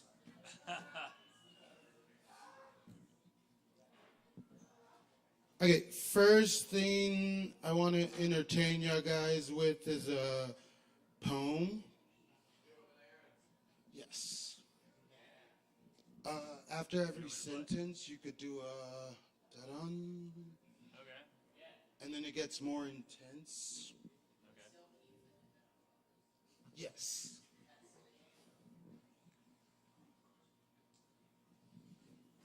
You're ready when you are, sir. My name's King Artisan. Enjoy yourself. Enjoy the people around you. Stay hydrated.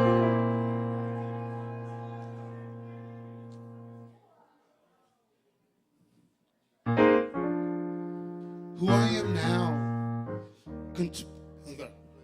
verbal diarrhea. Who I am now compared to the person that you know, that person is no more. No more. Who I am now, I've seen that person before. No more. Always right beside me every time I went to explore. No more. Relationships with thorns, friendships that got divorced, left them deformed and ignored. No more. It started at a whisper and now it's a storm. No more. Their voices echoing down the dark corridor. No more. Powerful yet soothing, I open the door. No more. I endure. No more. Thanks. I call that ego. No more.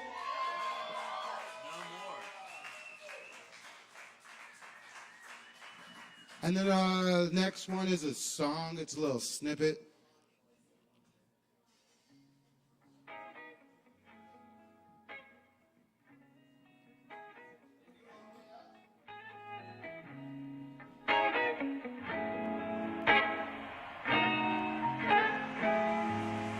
Yeah, I'm in my zone.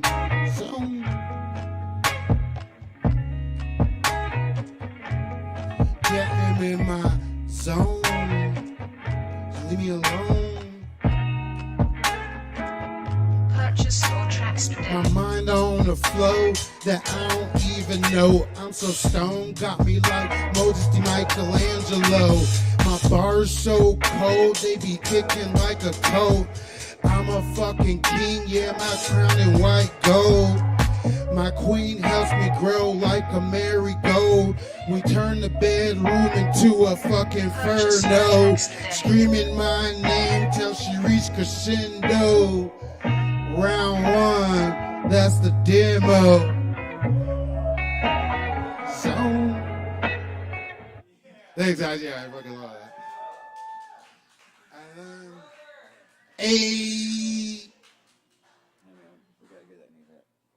Which one?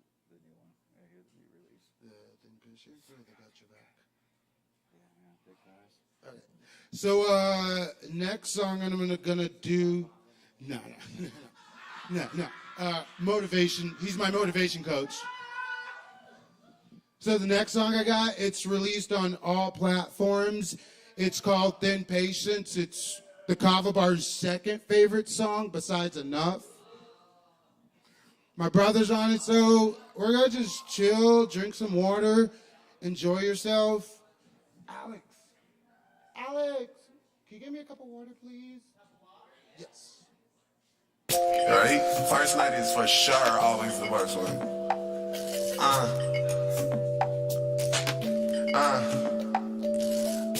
Damn. Oh shit. Well, thank you.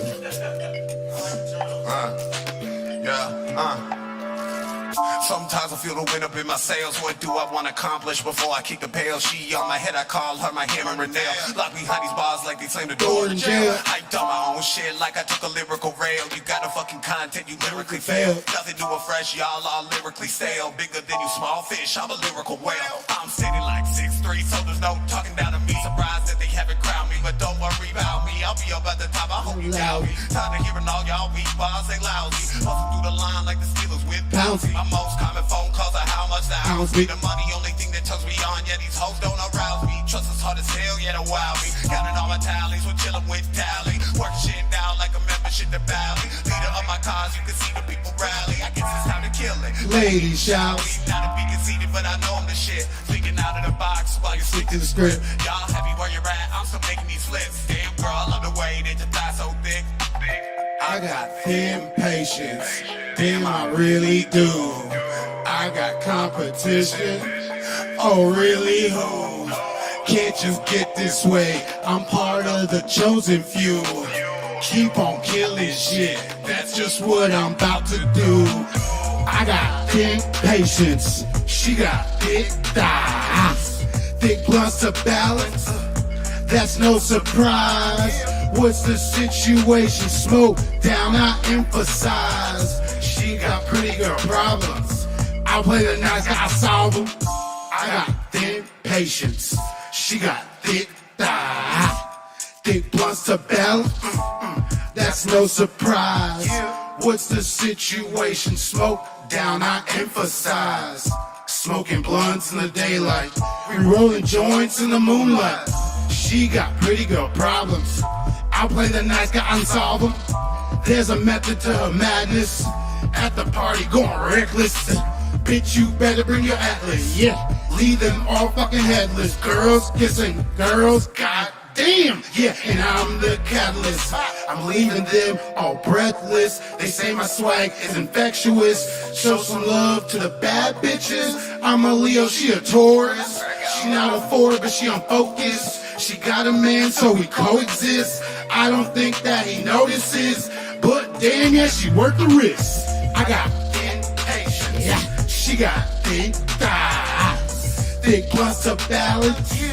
That's no surprise. What's the situation? Smoke down, I emphasize. She got pretty girl problems. I play the nice guy, I solve them. Solve them. Smoking blunts in the daylight. We rolling joints in the moonlight. We smoking joints in the daylight. Ooh, we rolling blunts in the moonlight. I can end it better.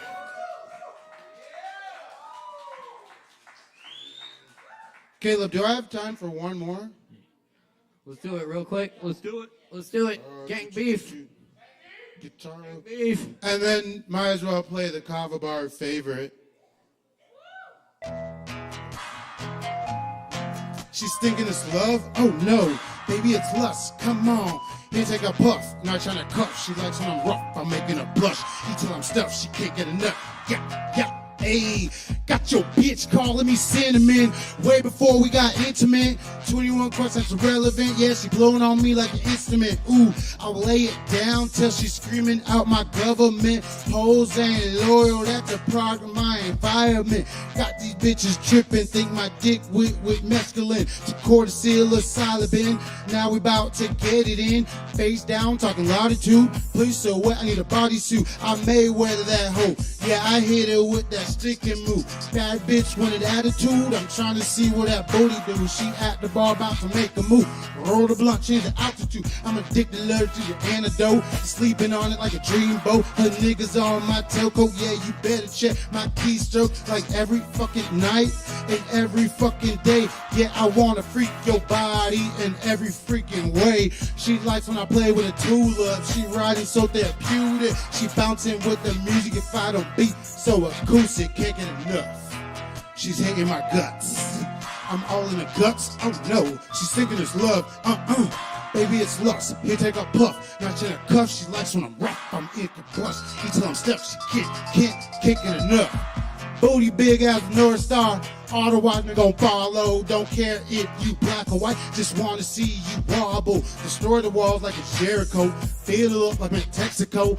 When she ride, get epiphany. That's a message in a bottle. Whoa, now she going full throttle. Got that ass work on auto. Bring her friend to get sexual. I'm strapped up like I'm Rambo. My dick long as stiletto. The thighs are my headphone. Before I not change the tempo. Paint on her face, I'm Picasso. She's not even Spanish, but I make her call me Poppy. Like fuck going to the telly. I'm a fucker in the lobby. She all over my stick like she playing hockey. So I knock her.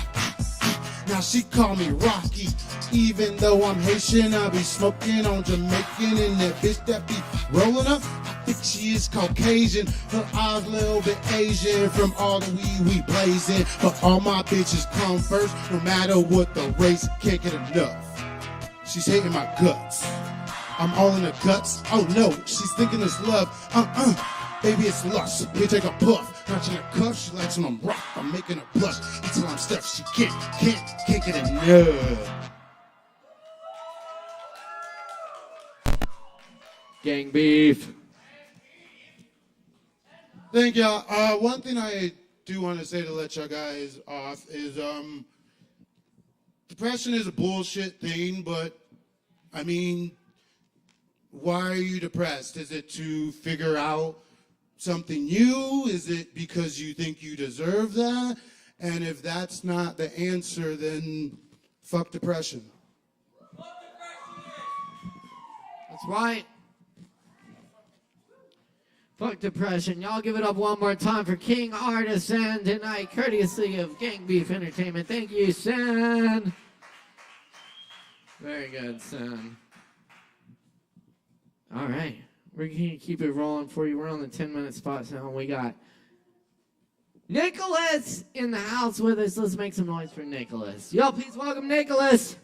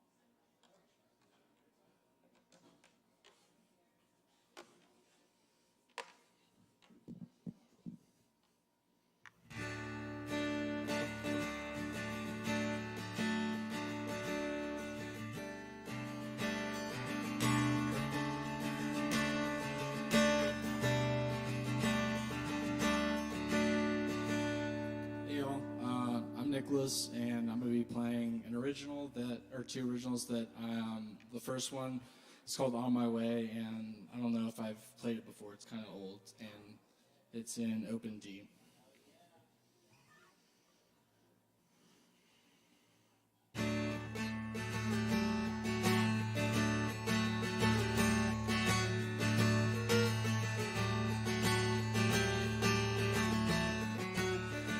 To your place that's undefined, and to leave it all behind. Don't stop me now, 'cause I'm on my way.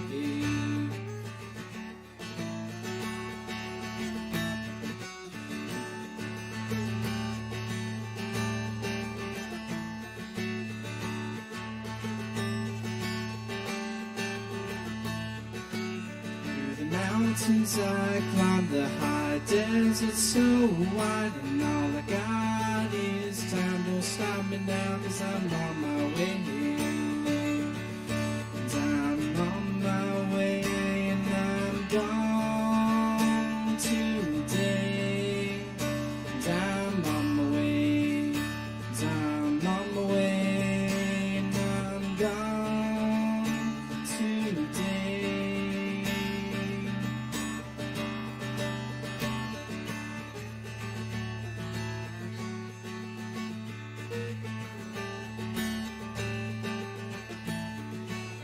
Signs lead to the west. I'll follow the sunset. The newness is my quest. Don't stop me now, 'cause I'm on my way.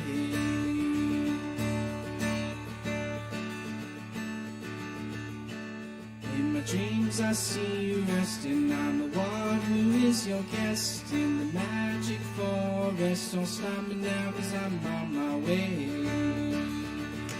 I'm on my way. Gone today. I'm on my way. I'm on my way. And I'm gone today.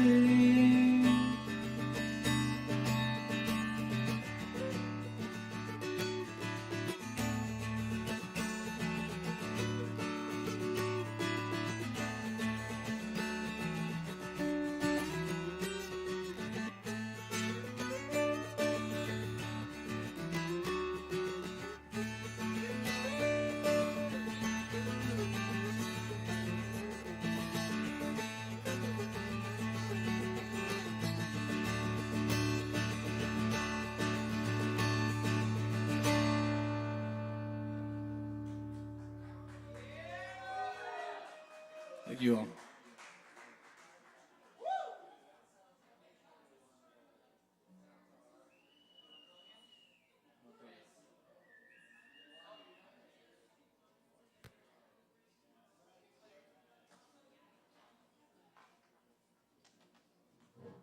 Y'all give it up one more time for Nicholas. Thank you, Nick.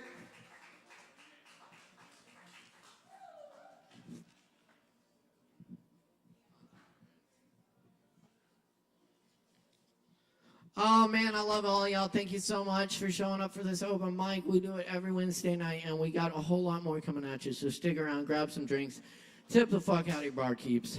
They're working hard for you. And shoot, man, we got another one of our friends of the open mic, friend of the Kava bar. I just saw him rocking the stage downtown a couple days ago, and he's back for you here tonight. Y'all please make some noise for East Dog. Give it up.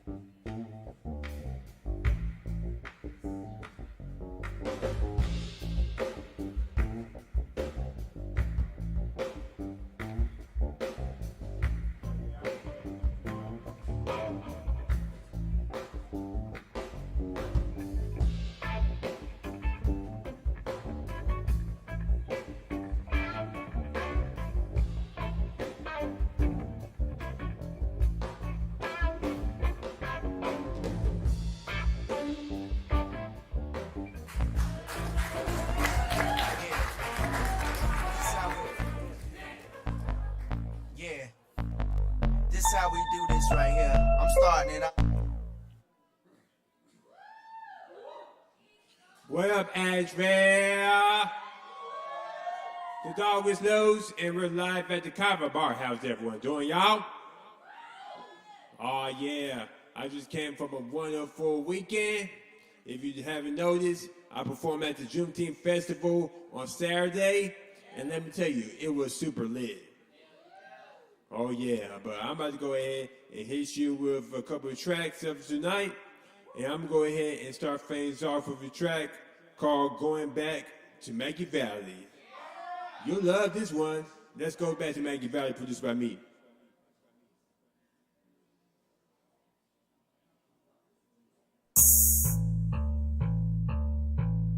Yep.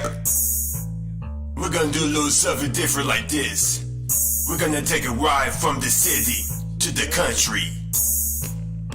Ease dog on the track. I'm going back to ASHEViLLE. I'm going ASHEViLLE. Hey. Oh, I think so. I'm going back to ASHEViLLE. I'm going ASHEViLLE. Hey. Oh, I think so. A 1, 2, 3. I'm going ASHEViLLE. Word to scenery is great. I gotta get away, boy. I cannot wait. There is so much to do. I gotta make a list. It's your city boy ease or my country boy ish. I throw on my rags and put on my gems. Before I make that trip, got to hit the ATM. Myself and my boy, we hit the highway early. Today at Legends, it's karaoke Thursday. I'm going back to ASHEViLLE. I'm going ASHEViLLE. Hey. Oh, I think so. I'm going back to ASHEViLLE. I'm going ASHEViLLE. Hey. Oh, I think so. A 1, 2, 3. I'm going back to Maggie, straight from ASHEViLLE. I feeling parched and hungry. I need a bar and grill. And eggs, beef with cheese with a tall glass of beer. We on the road again, almost struck a deer. The night is still young, so we hit the bar next door. I see a lot of fine ladies on the dance floor. Drink some moonshine at the distillery. The town show me love, Stafford hospitality. I'm going back to ASHEViLLE. I'm going ASHEViLLE. Hey. Oh, I think so. I'm going back to ASHEViLLE. I'm going ASHEViLLE. Hey. Oh, I think so. A 1, 2, 3. I'm going back to Maggie. I'm feeling kinda lucky. I'm on the interstate singing Tennessee whiskey. Riding up the mountain, no signal on my phone. Cherokee County, a long way from home. Time to try my luck and play the tribal bingo. The next stop, Harris Resorts and Casino. Elevator down and the whole place is hot. I have plenty money, so I'ma hit the slots. I put it in 60, but only want a 20. Instead of me stopping, I've spent me some money. That's fame that I know, I'm playing blackjack. I stood at 20, really won, I was mad. Decided to take my losses and my cash out. Before I take my leave, I got to cash out. I still had the time with me and my friend. I'm planning on coming back to ASHEViLLE again. I'm going back to ASHEViLLE. I'm going ASHEViLLE. Hey. Oh, I think so. I'm going back to ASHEViLLE. I'm going ASHEViLLE. Hey.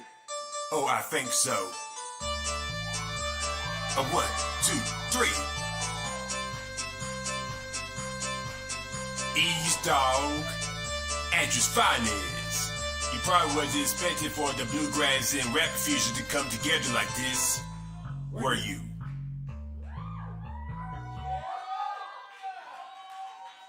Oh yeah, and that was a wonderful going back to ASHEViLLE joint off of my ASHEViLLE Finest 2 EP, Heart of the Streets. I'm actually letting this go for 3, and they love it, the ASHEViLLE Finest 2. And speaking of ASHEViLLE Finest, we're about to go on to my final track, and this one is starting to get some game, and we actually gonna reminisce about the good old days. Produced by me. You're gonna love this one.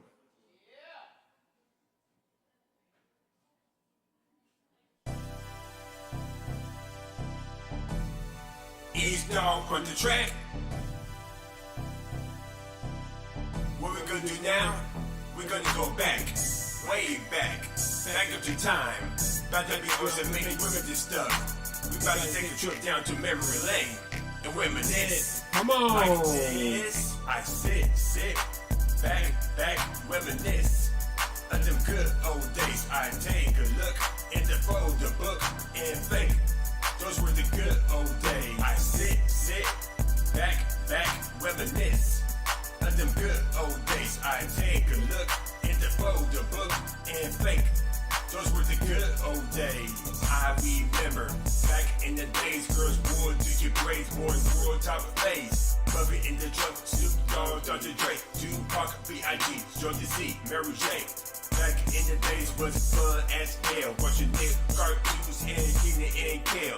On our spare time, we play Lego, Genesis, Game Boy, Super Nintendo.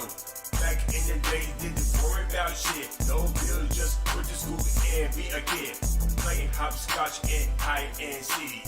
Had loads of fun at Chuck E. Cheese. Back in the day, it was all about eating candies and sweets till our teeth were out. Sometimes I wish I can take me a trip to way back when. I sit, back, reminisce of them good old days. I take a look in the folder book and think those were the good old days. I sit, back, reminisce of them good old days. I take a look in the folder book and think those were the good old days. Back in the day, 1999, Asheville, Medrano, those were good times. Cash money was popular on the charts. Video girls got a boy all heart. Jennifer Lopez had it going on. On the radio, Cisco don't sound. Next thing you know, everybody was bug. Whether her Lil Jon, put your hood up. Back in the day, I had two girls, had to hang out. Remember cool well? 2001 was a year of hell. 9/11, the towers have failed. 6 months later, I had my first date. 3 months later, it's time to graduate. Back in the day, my life was good. If I had one shit to go back, I would. I sit, back, reminisce of them good old days. I take a look in the folder book and think those were the good old days. I sit, back, reminisce of them good old days. I take a look in the folder book and think those were the good old days. Year 02, DC, Whopping Sun, cornrows in my hair like Allen Iverson. At the same time, would be my main chick. For the first time, I wouldn't forget. PlayStation 2 with the shit back then. We gripped up all the 3 and Madden. Had a class friend that was shining. Bump into this clip, some grinding. Year 04, E-Star was out. Doing pep rallies and the crowd would shout. Uh-oh, that was the year. And I couldn't wait to get out of here. 05, 06 has finally came. To get my diploma, that has my name. See you later, y'all folks, I'm out of this. Throwing up my tax for high class 06. Now to this very day, I reminisce about the good old days I truly miss. Like the friends I've gained to the folks we lost, and the dreams of one day being on top. Sit, back, reminisce of the good old days. I take a look in the folder book and think those were the good old days. Oh yeah, and that was the wonderful track, Reminisce the Good Old Days. Off of my Asher's Finest 3, Super Hard. You already know I had a wonderful release party for it, and this one's fire though. I'm gonna let this go for fire. Got a song, Reminisce, Super Hard, and of course, full course meal on there. And also, I got the first one, Asher's Finest, the EP. I'm actually letting it go for $1. You know, the red drink, that's good. And acceptance, I got that one there. Let me know if you want one. And I'm about to go get off here. Check out the song Homemade on my SoundCloud, Ease Doggy Dog, or type in Ease Dog, EAZEDOGG. And also follow me on Instagram, Ease Doggy Dog, and watch my live rap video podcast every week, Friday, Saturday. Showing love to the Asheville hip hop community. And also check out my music video for Get Weird, Stay Weird. And when in doubt, Google Ease Dog.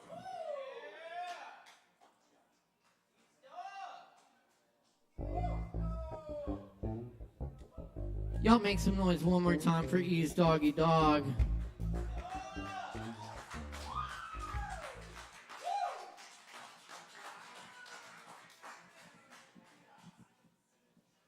That's right. Did you say $1? Only $1. Heck yeah, get them before they sell out. Right here, right here. $1, $2, $3. I got a 3. I got 3 right here. Oh, $500.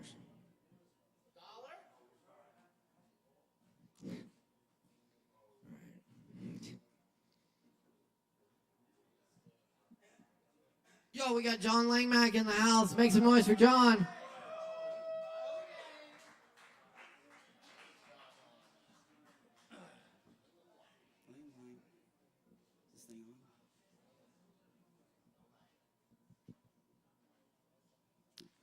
Hey everybody. Today I'm reading some poetry. I'm bringing up my energy. I'm a little tired. Yeah, my book is God Bless the Roadkill. I'm going to read one poem from that and some other newer poems. My book is $10. And you get... Fuck yeah. All right. Tom says so. I guess it's true. Here is my first one I'm going to do. No title. The universe finds me on a street corner of the Milky Way begging for change, and yet telling my same old sad story. I see them walking by, I call them over. Hey, hey, hey! Hey man, how's it going, they ask me. I begin reciting my sad story as I silence the reality around me. You gotta help me, universe. My love isn't good enough, and I can never have enough. Oh, yeah, they reply. Yeah, and I'm scared. Death is coming to claim me and throw me into the void. All right, then what do you want me to do about it? They ask. Well, $1 billion and 1,000 blowjobs would be a good start. Anything else, they ask? Sure, 1 million friends who love me, a partner who's perfect in every way I'm not, and another $1 billion while you're at it? Anything else, they ask again? Well, if you're offering my own Colt, the longest Mercedes-Benz stretch limo, and if you wouldn't mind banishing death for me? Sure thing, they reply. Sure enough, a week later, the universe finds me alone, begging on the street corner for change once more, wearing a golden crown and blowing my nose on $100 bills. The universe takes a moment walking by my cult members and around my very, very long Mercedes limo to say hello. How's it going, they ask. Horrible, I answer. Everyone loves me, but only because they have to. The bank's closed because I took all the money, and my cult doesn't get me? Oh yeah, they ask. Yeah, it's horrible. My love still isn't good enough, and I'll never have enough. All right. What do you want me to do about it, they ask. Can you just give me everything? Yeah, sure, they say. Sure enough, a week later, the universe finds me at the singularity of all space, time, matter, and energy, begging for change. Hey there, how's it going, they ask. Terrible. I have every quark, atom, and neutrino in existence. I have all the matter and the antimatter, but it still isn't enough. Oh yeah, they say? Yeah, even though everything's right here before me, I don't have enough, and my love is still tainted. All right, what do you want me to do about it, they ask. I don't know. Everything wasn't enough. And your love still isn't enough, they ask? Exactly. I'm lost. Can you please just tell me what to do? The universe takes my hand, and I finally realize I am safe and enough. And my love is a beautiful radiant light. And with a big bang, I give away all my matter and my antimatter as the universe expands like the love in my heart. Then 13.8 billion years later, I wrote this poem. All right, that's the first one.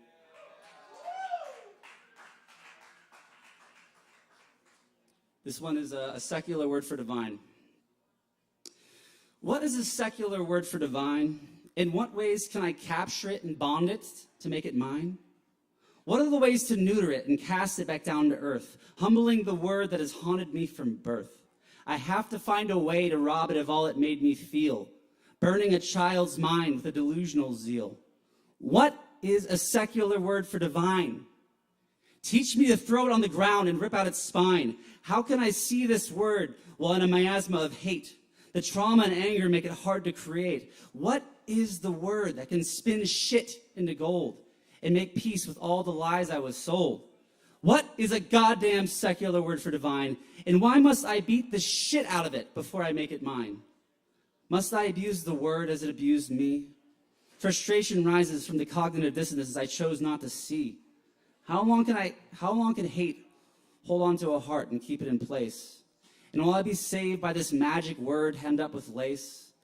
God damn it, how can there be a secular word for divine while stealing the essence like scrapes from a wine? There is no secular word for divine. How could there be? Meaning like a lock must have the right key. It will not dance and warp except for those who lie to themselves. A secular word for divine must be forgotten and returned to the shelf. There is no secular word for divine. And if I reject the premise, I cannot make it mine. Thank you.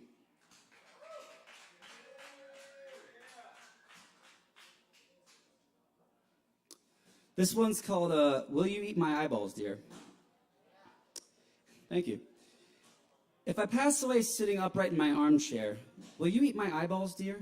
They're a good source of moisture. If I stumble off the path on my way home to you and meet my end, will you go back to collect my bones? You can make some folk art or bone meal for our garden. The universe birthed us into this place, as much as our mothers want to take all the credit.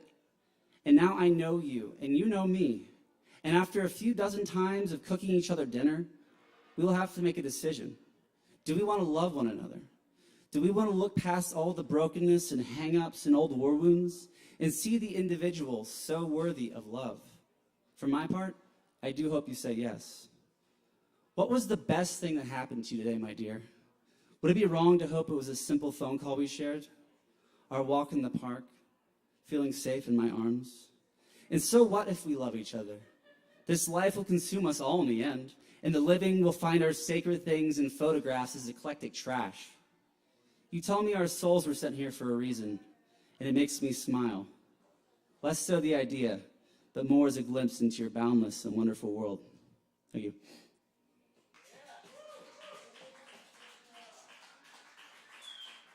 I got one short one, and I'm going to do a longer one. I'm going to call it. Thank you all for listening. I appreciate it. This one's called Walnut Cove. The shadows of clouds travel across the mountain, shifting and drifting over the blanket of trees, hiding pockets of forest from the sun's mighty light. And in this darkness, time moves slower. A chill meanders up and down your spine. A single word is repeated over and over. Separate, separate, separate. And if you bury your head in the leaves, you will remain in shadow when the sun returns to hold you in its warm embrace. Thank you.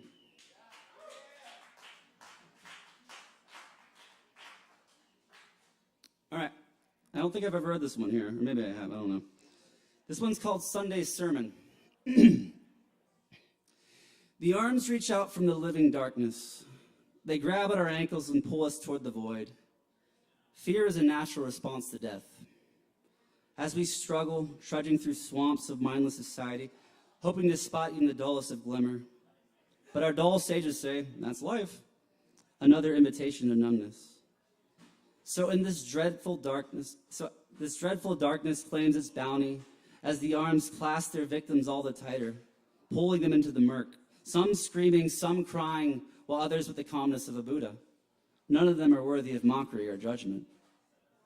But in the same way we are pulled towards the void, another force pulls us forward. It goes by any name you wish to give it. God, source, universe, Brahma, light, nature, energy, love. There is no secret incantation to summon it. It will come when called, sure as the sun rises in the east, inviting you to move forward with a warm and holy gentleness. And yet the confusion for many on this path of Brahma is, Why does the light not simply banish the darkness, incinerate it fully with a cleansing flame? The answer is all things, ideas, people, and even darkness are children of this light. As we are recklessly shaken together like a precious child's snow globe, we are enriched by the very universe that holds us. We are shown love and lack, fear and excitement, joy, sorrow, and we can use this place to awaken to our kindness and power or be consumed by darkness. There is always a choice. There is if you believe there to be. We are all beings of soul. Our imagination pulls us towards the void, but it also pulls us towards our powerful salvation. We don't need to burn up the darkness because like everything else, it is there to serve us. The living darkness will be with us, reaching out its arms to pull us into the murk. But the light shows us that these arms are more shadow than flesh. And even when it does trip us and we fall to our knees, we can laugh as our hearts fill with wonder when we imagine what new gifts might be waiting for us as we stumble to our feet. These contrasts of light and dark create the color of this universe. As we bask in the sun's rays and take rest in the void of sleep. What a blessing the light is. What a blessing the darkness. Thank you, God, Brahma, light, energy, universe, source, vibration, you, me. Thank you, everybody. Y'all keep it going for John Lang. Yeah. You can get my book, $10. Come talk to me. It's fucking... Tom thinks it's fucking cool, good, so I don't know. Yeah. Y'all check it out. Get the book. It's only $10. Thank you, John. That's right. Yes. You should use that for the blurb. There you go. All right, y'all. Very good. We're going to keep rocking and rolling for you. Thanks for being here with us for Poetry Open Mic ASHEViLLE each and every Wednesday night. Up next, we've got our Kava Bar Squeezer and payroll. Right here, y'all. Little PSA from Tom. Make some noise for Tom. This place has gotten fancy since I've stepped down. Hi, friends. How are you? Hey, give it up for Caleb Beissert, huh? Holy shit. And all the performers here tonight. And give it up for all the scared little performers who are about to go on yet, right? Give one up for them. Let's encourage them. It's going to be all right. You're going to be all right. Oh, man.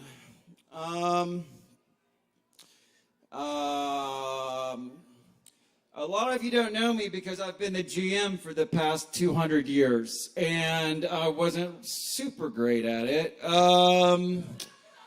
I tried. I gave it a go.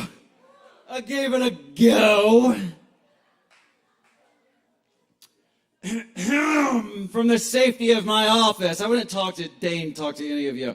But now, I find myself in a situation where I'm the squeezer. And which is a noble position, the most noble position, frankly, to be here to actually, it's the highest honor to squeeze the kava, right? And it's also the highest honor to do the payroll once a week, right? And to add, supplement your little income, right? All right, so, yeah, right. So, to be clear, I'm no longer the GM, but I am the squeezer who does payroll. All right? Just to get to know you. All right? Now I'm just one of the people, yeah, I'm not from my lofty perch looking down on you, and I did. The GM, oh, the GM position ruins you, turns you into a monster. Let me be clear about that. No matter how much you love a person before they become a GM,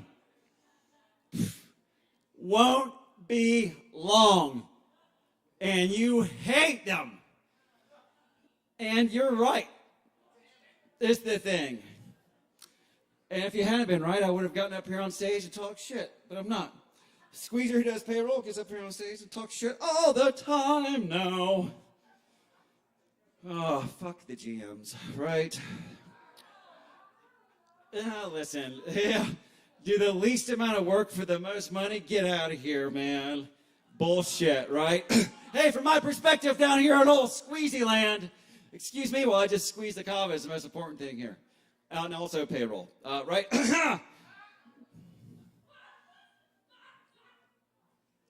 But listen, it is my greatest honor to announce the new GM. Oh, you hadn't heard? Oh, you hadn't heard? Oh, interesting. You really haven't heard. Holy shit. No, it kind of breaks my heart. I didn't realize.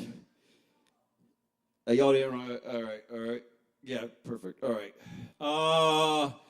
Everyone's seated. Woof. Wow. Well, listen, guys. I hate to be the bearer of news, but the new GM of the Kava Bar is none other than Mr. One, Caleb Beissert. Ow! Ow! Yeah, baby!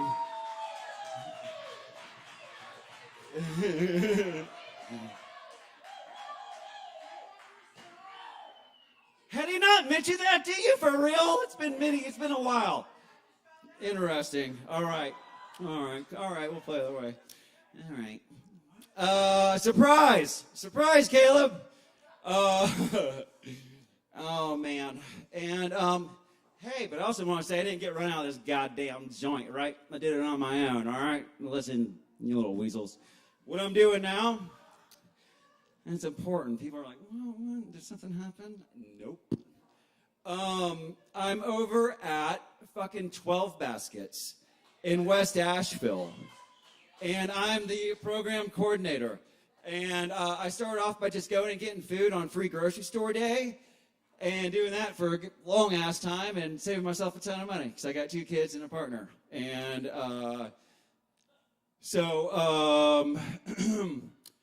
she's a partner. She's like basically my wife. She's the same as my wife, but she's my partner, right? It's like an Asheville wife. It's an Asheville marriage. We're partners. You're partner. You want at the end of my life, I want to be able to say, I only had one ex-wife and 18 ex-life partners, right? Okay. Guys, Jesus Christ. 12 Baskets is the fucking shit, man. And so every Tuesday and Friday is free grocery store day. And it's 11 a.m. To 1 p.m. And there's no parking on site, so street parking. The not Dollar General, don't do that. The church next to Dollar General, do that. What?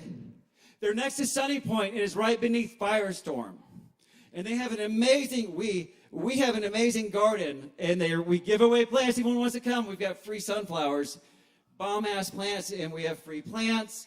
And on grocery store day, we have everything's from like Earth Fare and Whole Foods and shit. So it's like organic kale and fucking gorgeous loaves of bread from like City Bakery. And everything's free. We've got free cat food and free dog food. We got free milk. We got free eggs. We got free fucking avocados. So it's like stupid. It's ridiculous, right? We got free fucking blackberries, Sid. And hey, give it up for Sin also. Give it up for his performance earlier. In the middle of his bartending. Holy shit. I had to hear that new single, man. It's too good. Free everything. It's free grocery store day. That's every Tuesday and Friday. Only free 11 a.m. to 1 p.m. And on Monday and Thursday, we have a free bistro. And it's like food from like Grove Park Inn and like the best chefs in town. And everything's free. And so come through any weekday except for Wednesday between 11 a.m. and 1 p.m. And it's bomb ass. You're kind of silly not to. I'm telling you. Come through. It refills every day. It replenishes. You're not taking food from someone who deserves it more and all that stuff. And this place isn't actually really about giving away food. It's a community that's been built on a foundation of freely distributed food. So, and we found, already I've had the experience of being a maniac out on the sidewalk. Yelling and throwing shit. There's shits everywhere. It looks fucking insane. It's like 10 a.m., right? But I'm like, oh, that's Homeboy. I won't say his name. That's Homeboy, who I've had several meals with. And I like him, and he likes me. And I know this is out of context, and I'm able to interact with him, and fucking immediately the fucking situation's over, whatever the fuck it was, because we trust each other and we know each other. And that's what this thing is about, right? It's not Christian. It's called 12 Baskets. It does say there's zero religion. Let me assure you first off, all right? Yeah, okay. Let me get that out there. I know I sound like a cult leader, right? But my new job is to be an evangelist for this, and I am. It's free groceries, dude. Free avocados. Don't be stupid. Do the right thing. Your kids will be like, can I have this toy? And you're like, I'm a little light. And it's because you paid for fucking avocados, dude. Free avocados. Don't fuck around. Yeah, right. And anytime you walk by and the garden's open, come on in. Free coffee and all that good stuff. But I want to congratulate Caleb Beissert.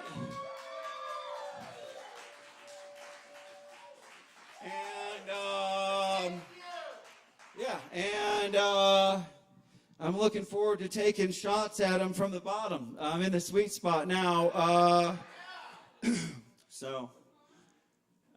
But I love you guys. Thank you very much. Keep it going for Tom Sheave. Thank you, Tom. Appreciate 4 years of grueling service.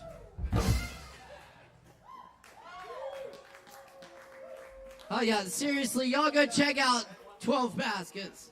No, that's 10. That's 10 minutes, dude. Most importantly, I was the GM for 2 different stretches here.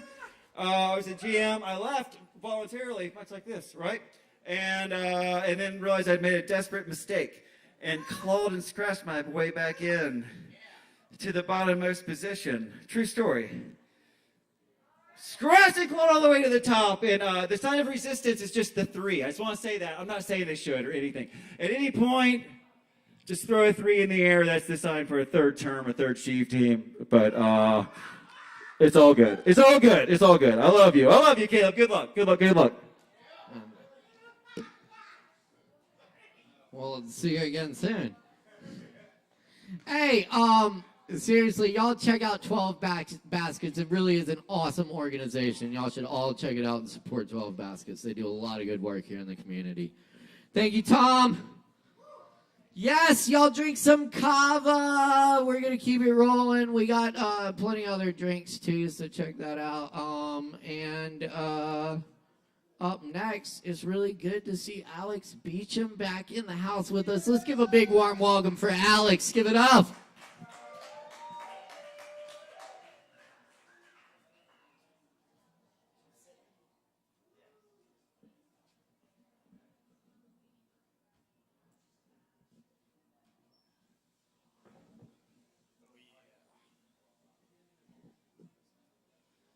What's up, everybody?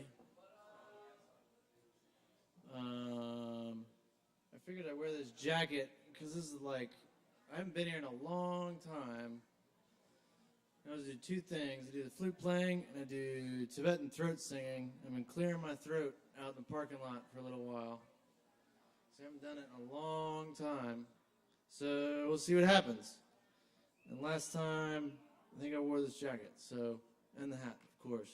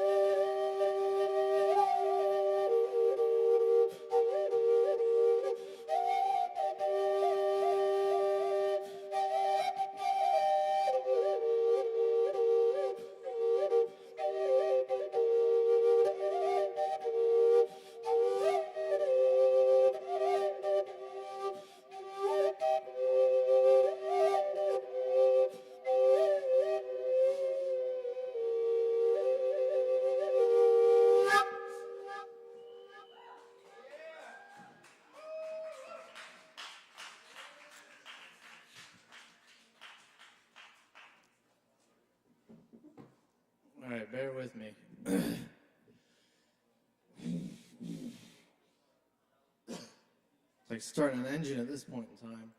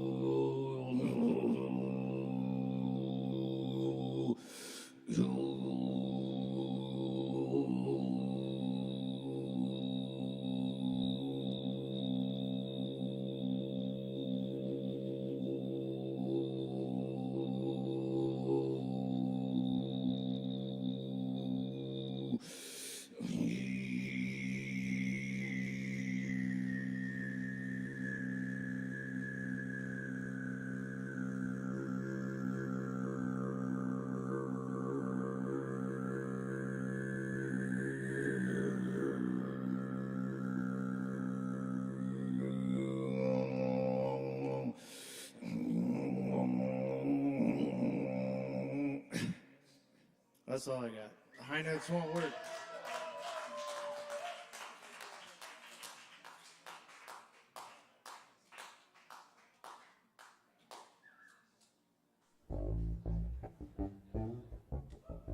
Hell yeah, let's give it up one more time for Alex Beecham. That was fucking awesome. Thank you, Alex. Appreciate that. Good to have you back on the mic. And thank you. Thank you. All right, y'all stick around because we still got some really awesome performers coming at you. And keep in mind, we do it every Wednesday night right here at the Kava bar. And I'm very happy to be doing all this with y'all. So, anyway, we've got our good friend Jason Huber in the house for you tonight. Let's give Jason a big warm welcome. Give it up.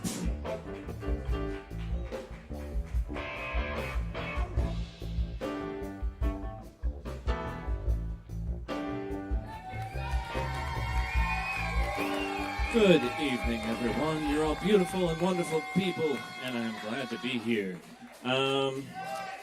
So, for starters, I took one of those online hiring tests for Walmart. Has anybody taken an online hiring test for Walmart? Okay, it's a miserable experience, but I wanted to share some of the questions with you. Question number 457. You're working diligently stocking housewares when you notice your coworker Gina stealing a tube of lipstick and cosmetics. She notices you looking and quickly gets back to work. What do you do? Well, I get back to work as well. I'm paid to stock shelves, not keep track of Gina. I don't know, fuck, Walmart, what do you want from me? I already answered about 50 of these goddamn questions. Pay me minimum wage and I'll do shit. Question number 458. You've been working for 4 hours and it's almost time for your 15-minute break. You balance out your register and get ready when your manager tells you that Gina forgot to take her break and needs to take it now. He tells you you have to wait for her to get back before you take your breaks so the crew won't get behind on their schedule. How do you respond to your manager's request? I'm sorry, was there a fucking request? You have to wait for Gina to get back. Fuck you, man. Why should I wait for Gina's sorry ass? You know she's stealing shit, right? Question number 562. You're in the middle of your shift when an old man tells you he can't find his credit card. You've already scanned all of his groceries and there's a long line of customers behind him. On noticing the line, the old man tells you he's afraid to die. And he worries that moments like this are what he'll see when his life flashes before his eyes. Do you, and this one's a multiple choice, A, proceed to have an existential crisis in the middle of your shift? B, tell the old man that we all have to die someday, and no one will care 100 years from now? C, immediately fall to your knees and pray to the God that he might spare you from the mundanity of contemporary existence? Or D, offer to hold the old man's groceries at the customer service station until he finds his card? I chose C, and I didn't get the job.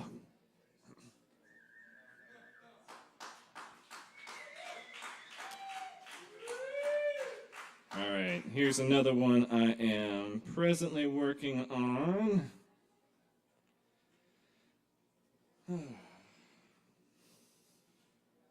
And this is in the style of like beats and whatnot. In a dark room, somewhere between prayer and resentment, I try to stand and feel the blood leave my hand. The spots in my eyes are tints and flashes of something I wanted to be when I was younger. My phone lights up the room and I see blue veins in my legs. It's not day, but it was, and I missed it. In heaven, there are cup holders on every chair and short sounds of sipping while watching shadows dance on the walls. Here I sit and want for nothing but disillusion. The shadows break their own spines, pushing for the light of a standing lamp in the corner, and I cheer for them mercilessly. I have 3 years before I'm old again. Like DiCaprio or Keanu, I feel my insides turning on themselves in the light of a passing car as I force another drink. The shadows shrink to meet me, but catch on the corner of an open door. From knob to floor, their sharp features stare at my face. And I lower my head to see over the tops of my glasses, and something has changed. There's a flash and the room is illuminated with the world of the living. I strain to make rude gestures at the wall as the figures drift through like a grocery store where the shapes of piecemeal families shopping at night remind me of a woman I used to know. In my nauseous adrenaline, hiding from images, self-conscious as though they were the moon, I heard her asking questions. And I don't have any answers for her. The wall makes another face. It's a bad face that I no longer recognize. It seems fatter, and the hair has crawled back from its forehead. The nose has grown too big. The teeth are too rotten. The only thing that remains are the eyes, which haven't changed, except for when they don't adjust as quickly as they used to. 8 years have gone by, and I'm sitting in a chair I stole from someone, shameless. Heaven is a bitter drink, oppressively sour and stuck to my liver.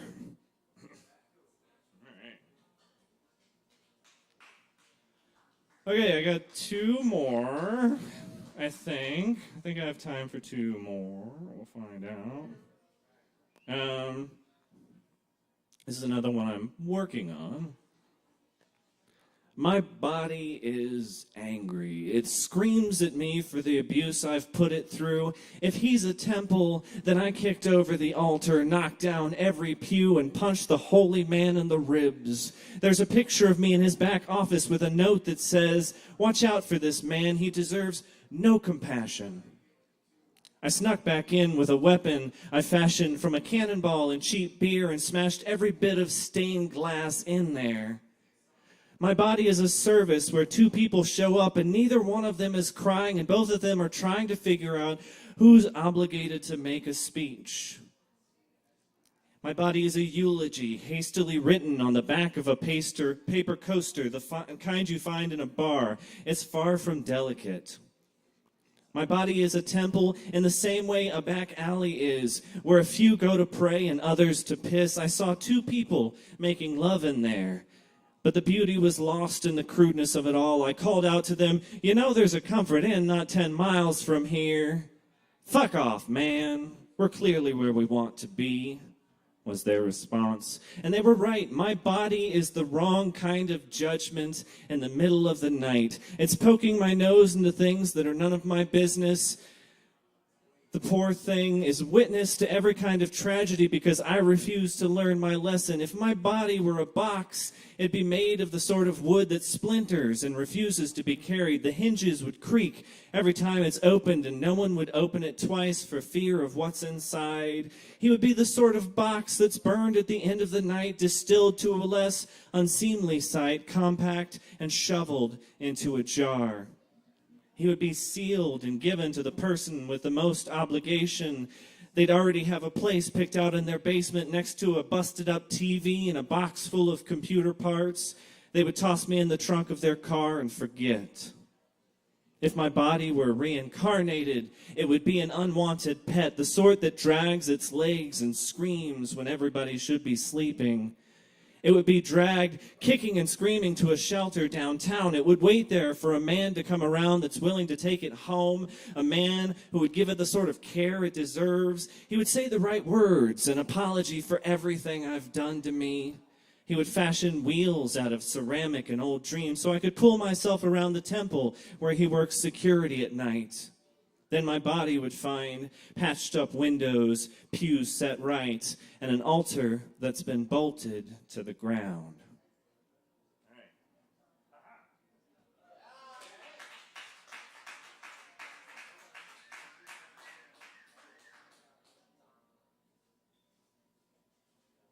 Okay, and this next one I've been working on the performance of. Oh, there is a wicked cool timer up here. What's that? Hold it like that, yeah.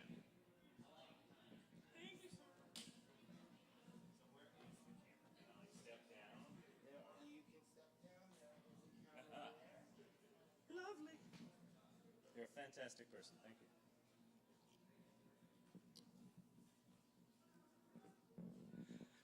Somebody gave the teachers guns. I was walking down the hall when I saw Mr. Scott using a semi-automatic rifle to measure girls' skirts for dress code violations. While the intercom blared, "Mr. Henrys, would you please come pick up your Glock 9 from the principal's office?" Janitor Harris found it under the bleachers. A week later, during fifth period, a kid found it in the bathroom, and he put a hole in his head. Nobody blinked. Somebody gave the teachers guns, and the bells between periods are wrapped in the drama department, wrapped in an interpretive dance where existential dread meets the 12-gauge beating heart of God. Pull, fire, plie. Pull, fire, chasse, chasse. Pull, fire, Fosse, and scene. And would you believe the governor of Florida came out to watch the performance, and then he gave a speech.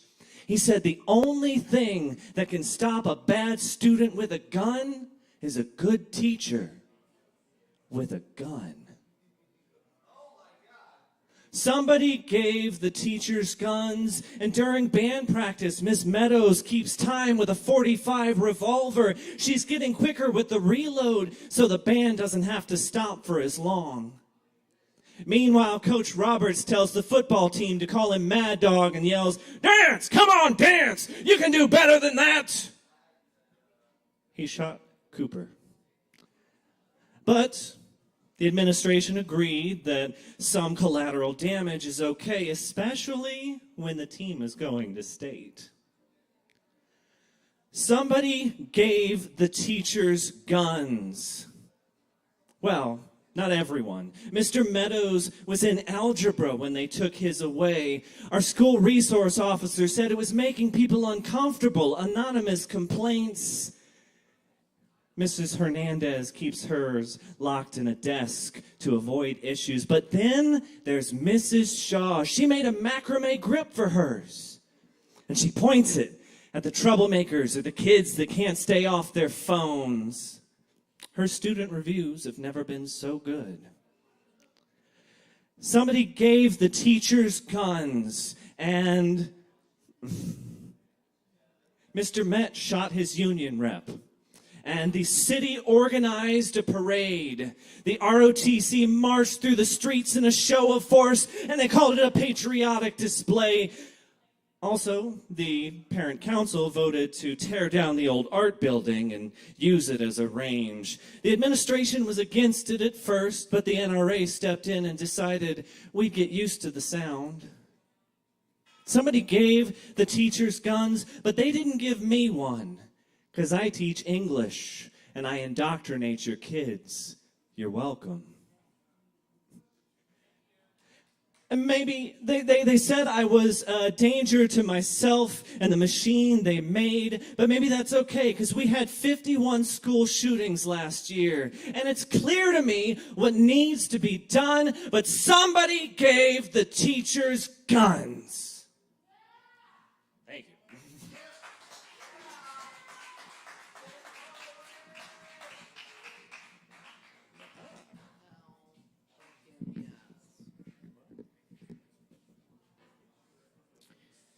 Hey, y'all, give it up one more time for Jason Huber.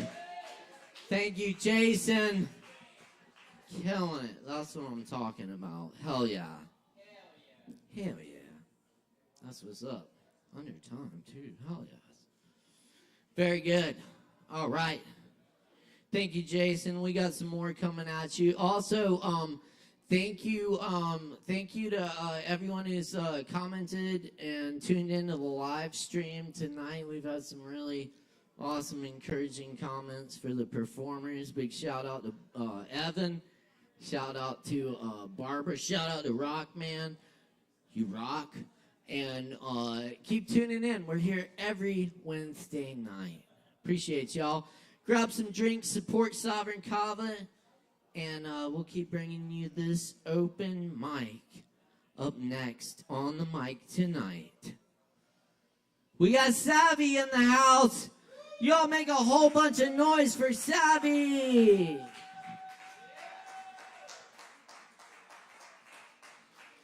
All right, well done, everybody. Well done. Look at us go. Only the strong survive. Per usual, you know. I want to sing a couple covers. Start out with some Nat King Cole.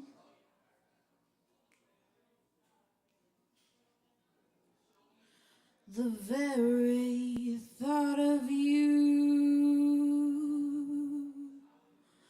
and I forget to do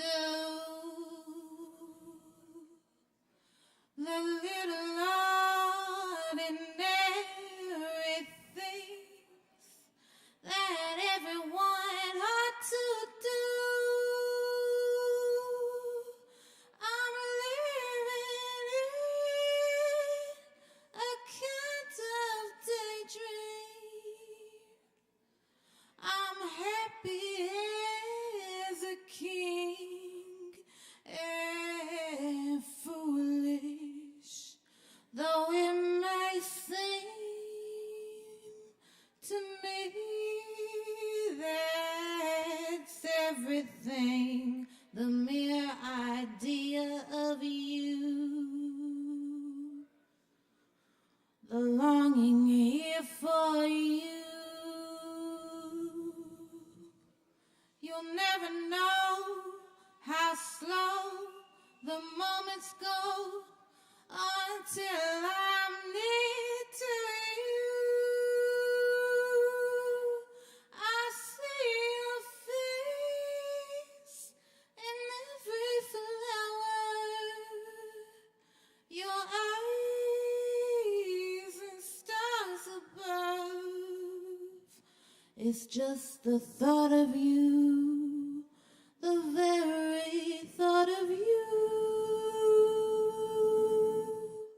My love. Thank you, babe.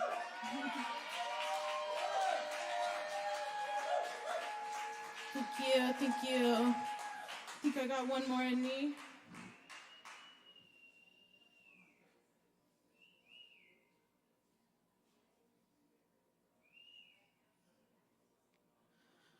She has me like a Pisces when I am away. I've been locked inside your heart-shaped box for weeks. I've been drawn into your magnetic picture. I wish I could eat your cancer when you turn black. Hey, wait, I got a new complaint. Forever in debt to your priceless advice. Hey, wait, I got a new complaint. Forever in debt to your priceless advice.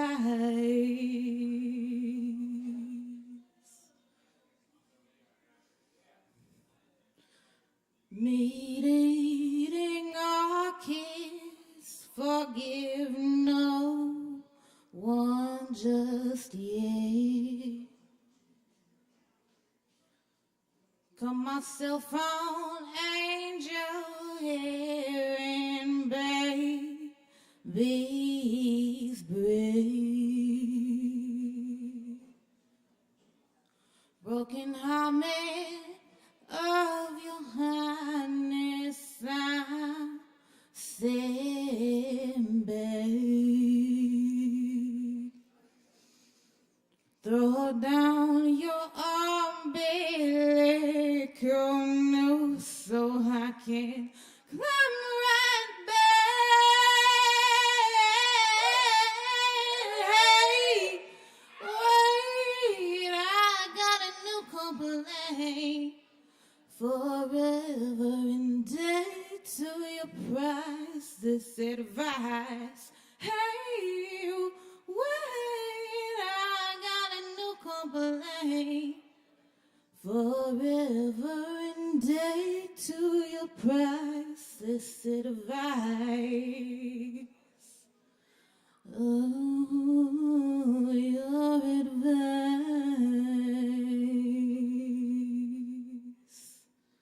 Your advice. Thank you.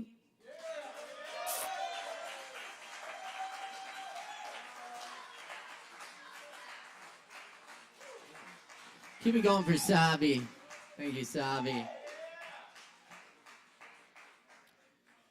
All right, y'all stick around. We got more open mic coming at you right now. Let's see. Up next on the old list, Daniel.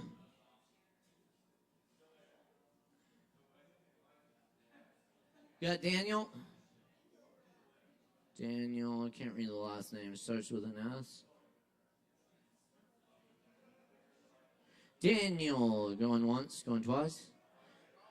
Mr. Young. Do we have Mr. Young? Yes? All right, give it up for Mr. Young.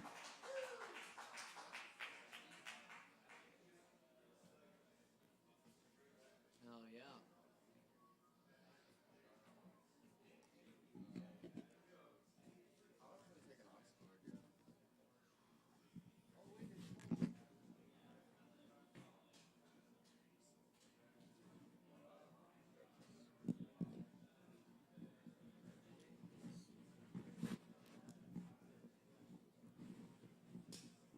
Yeah. Mr. Young, aka Buku Bucks, aka James Dylan Young, aka Young. Call me Dylan. Just call me Dylan. Let's see. I got some words for y'all tonight. I got some dope beats that were provided free for nonprofit purposes. No, they're free for nonprofit purposes. They're it's fine. It says it on the thing. Okay, yeah, we're gonna call this one Burnt Offerings, and hopefully this works. Here we go.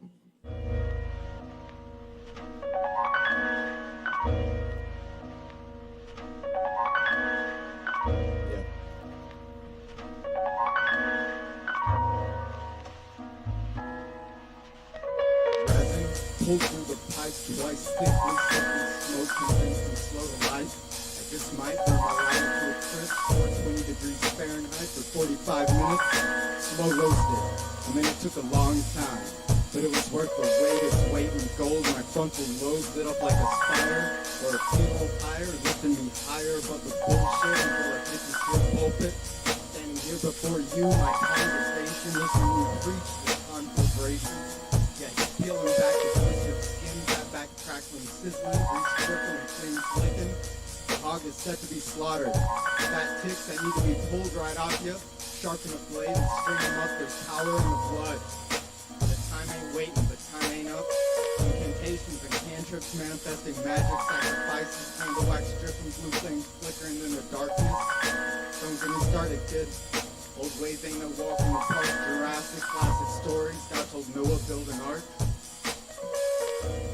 Beset on all sides in multiple ways. Start fight for your soul and remember to pray for the forgiveness of the backs we walk on every day. Every day.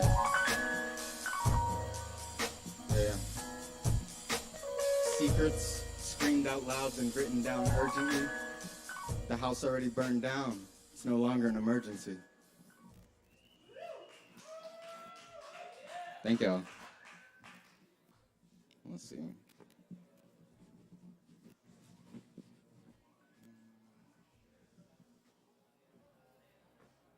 Is anybody else too high to be up here?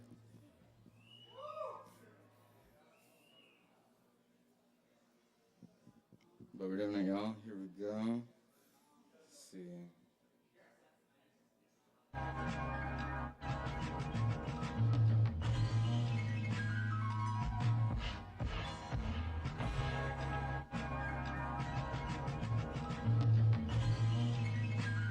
Yeah. Smoke and mirrors, marijuana and self-reflection, but through a shade darkly, the stark remains of the elders who never lacked direction. Only foresight. I just might go off on tangents, speaking facts, avoiding truth, hindsight without insight, HD high definition.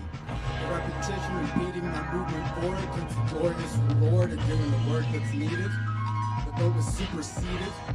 Daps and handshakes, phone calls and lunches concerning the rigging of the game. We got a few hunches about Big O standing in the shadows, behind them shadows darker still. Yeah, who's pulling the strings, who's paying the bill, who raised the stakes and who's missing a meal. Secret machinations over pureed potatoes with garlic, butter, and dill.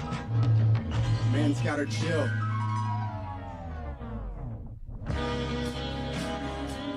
I swear, face of the movement, that man is an underdog. Spoke straight to our hearts, that's real, dog. Spectacular deflation of our spirits when those numbers fell and that sad truth was revealed. Basic superstructure, we only know what we're taught. Status quo and control, that's the deal, y'all. Yeah, nothing that you thought was real. It was all just an illusion, just a game rigged from the start. Smoke and mirrors. Thank y'all. That was my time. Buku bucks, y'all. Hey, y'all give it up one more time for Mr. Young up here. Thank you, Mr. Young. Woo-woo. Somebody get this thing out of my hands.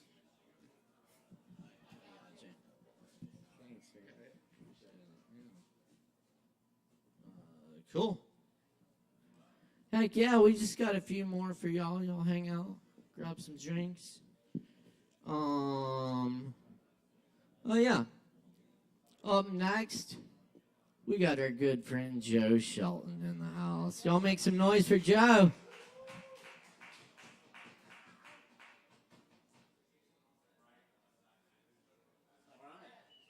Huzzah.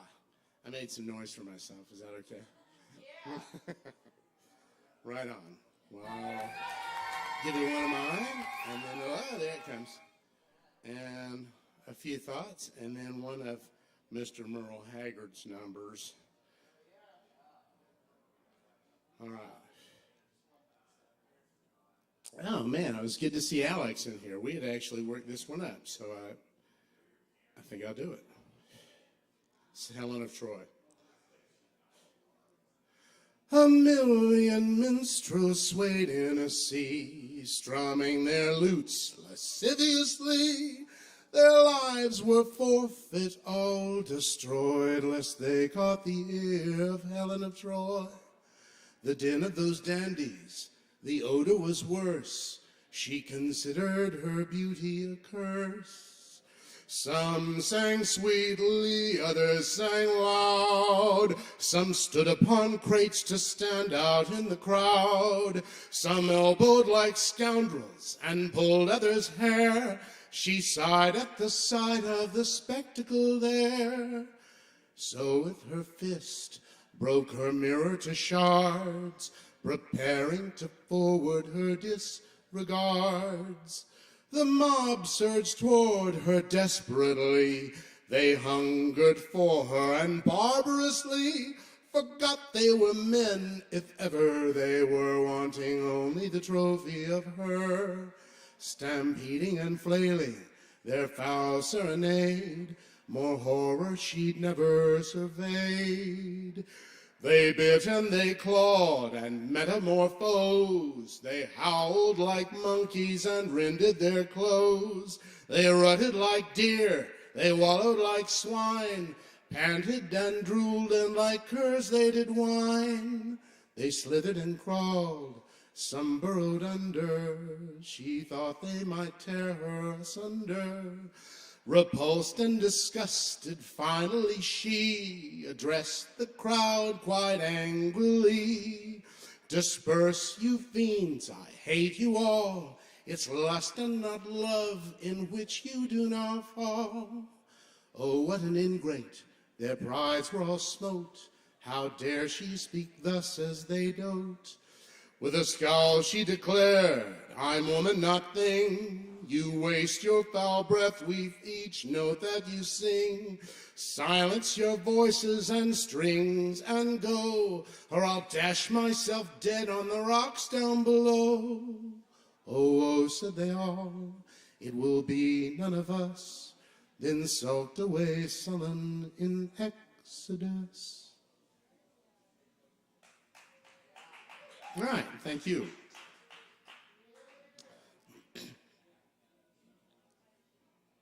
Princesses. The Sarahs are circling, but coming no closer. My sparkly former co-worker, Sarah J., stopped by my work with her daughter and talked up her workplace, a brewery, telling me I ought to apply and giving me her number. I called a couple of times to no effect. Sally is Sarah E. in disguise. She told me that Sarah translates to princess. The poor woman showed me some affection, and it spun me out. Following a terrible crush and its inevitable disappointment, we kept in touch. I helped her with a transportation issue and tried to be a good friend without any agenda attached, but I still repeatedly swirled in a brief, silly, karmic cycle. Sarah W. is a voluptuous business owner who sells ice cream that has liquor in it. I came to her rescue one evening at Phil's when a guy was using a lot of suggestive and insulting comments to her, masking the ill intent by using humor. Later, I could tell I'd stepped on the third rail of flirtation with her myself when she went into a strange sort of socialite persona. It's very affected and off-putting, but it gives the idea well enough that she's trying to convey. Buzz, not fuck, off. Sarah L. with the junk shop fancies herself a successful businesswoman. She's a Warren Wilson person, and that lends itself to a mindset of infinite possibility and that society's rules don't really apply to her. David, Sarah, and I had a few fun evenings here and there, but we just never seemed to take root. She's friendly and warm and inviting and sharing in person, but you've got to enjoy her in the moment because there are no more on purpose. The Sarahs aren't circling after all, but just passing by and nothing, just nothing. Sarahs are illusory, but in a satisfying way rather than cruelly tantalizing. A pull from a canteen and the dream of an oasis. Just enough. All right, thank you. And this is Merle Haggard. Quick, to the mute button. You don't? All right. Oh, I see. Oh, I thought that was, all right.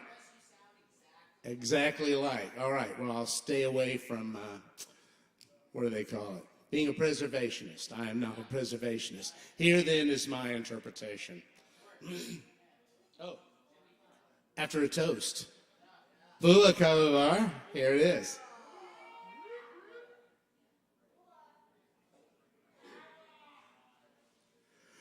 Each night I leave the barroom when it's over, not feeling any pain at closing time. But tonight your memory finds me much too sober. Couldn't drink enough to get you off my mind. Tonight the bottle let me down, and let your memory come around. The one true friend I thought I'd found. Tonight the bottle let me down. I've always had a bottle I could turn to, and lately I keep turning every day. But the wine don't take effect the way it used to. And I'm hurting in an old familiar way. Let me tell you that tonight the bottle let me down. And let your memory come around. The one true friend I thought I'd found. Tonight the bottle let me down. I said tonight the bottle let me down. Thank you, Kava Bar. That's Joe Shelton, y'all. Thank you, Joe. Always a pleasure. Oh, yeah. What? Oh, yeah. Thought you meant the audio. I was like, what? Yeah. Yeah. Well, you guys see Lynn? We got Lynn over there doing some chair massage. Good to have Lynn back in the house. Yes, indeed. She's awesome. Highly recommended. Right? Cool. We also have Rusty Frank back in the house with us. Y'all make some noise for Rusty.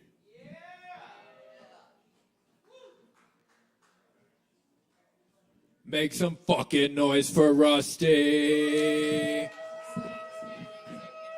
No, I'll just stand. Hey, thank you. All right. Oh, good to be back. I just wanted to say congratulations, Caleb. It's really fantastic. Really happy for you, bud. I wanted to do a poem for you guys tonight. You know, working on my serious side. I'm very serious. So this one's untitled. I wrote it this morning, but I suppose, you know, if it had a title in brackets, it might be called Free Kava.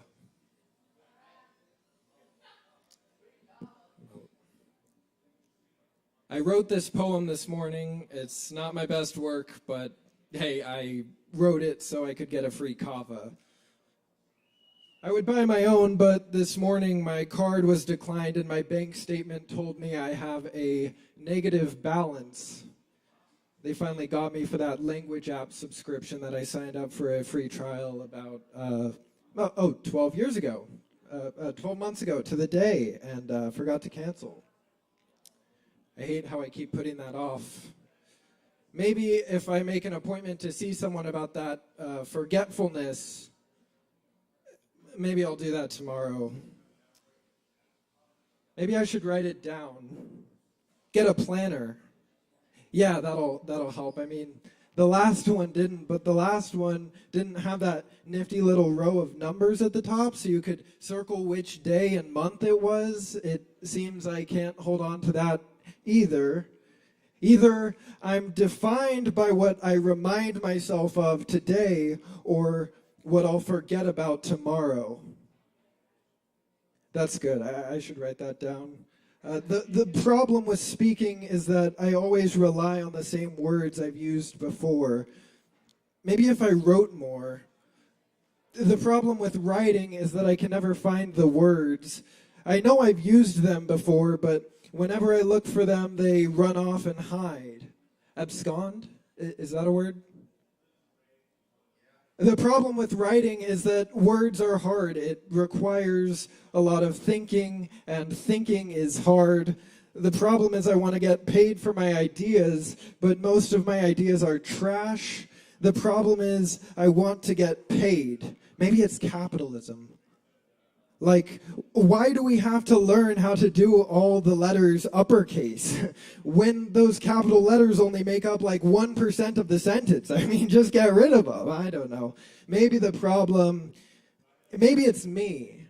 Hi, I'm the problem. It's me. Maybe the problem is I quote too much Taylor Swift. Maybe the problem isn't the words, but how I'm saying them. Because the first time I read this poem to myself, it made me cry. And then by the third read, I couldn't recreate that same effect. Maybe I'm just numb.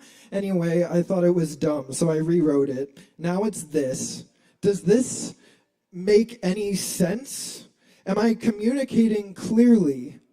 Do I really just say anything in here? Am I speaking into a void right now? Will you remember me forever after this? Aren't we all going to die? If I trip and fall walking off this stage next to that slippery floor sign, I could die. But it wouldn't be because I slipped and fell on the wet floor. It was just because I had a negative balance. Maybe if I make an appointment to see someone about that, maybe I'll do that after I get a free Kava. Thanks.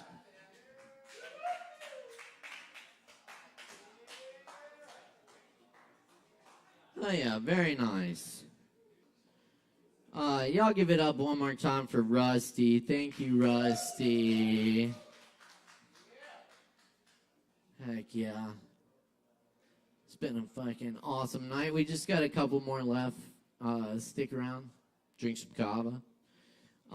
And up next we got Mark Hudson.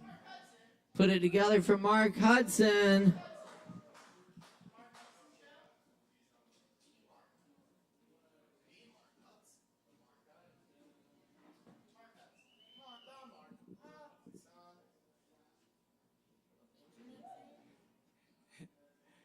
Hey, everybody. I'm going to start out with a little Dr. Seuss. Mr. Brown can moo. Can you? Oh, the wonderful things Mr. Brown can do. He can go like a cow. He can go moo moo. Mr. Brown can do it. How about you? He can go like a bee. Mr. Brown can buzz. How about you? Can you go buzz buzz? He can go like a cork, pop, pop, pop, pop. He can go like horse feet, clop, clop, clop.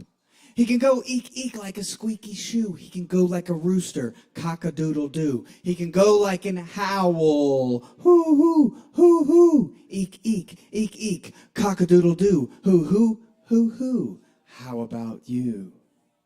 He can go like the rain, dibble, dibble, dibble, dop.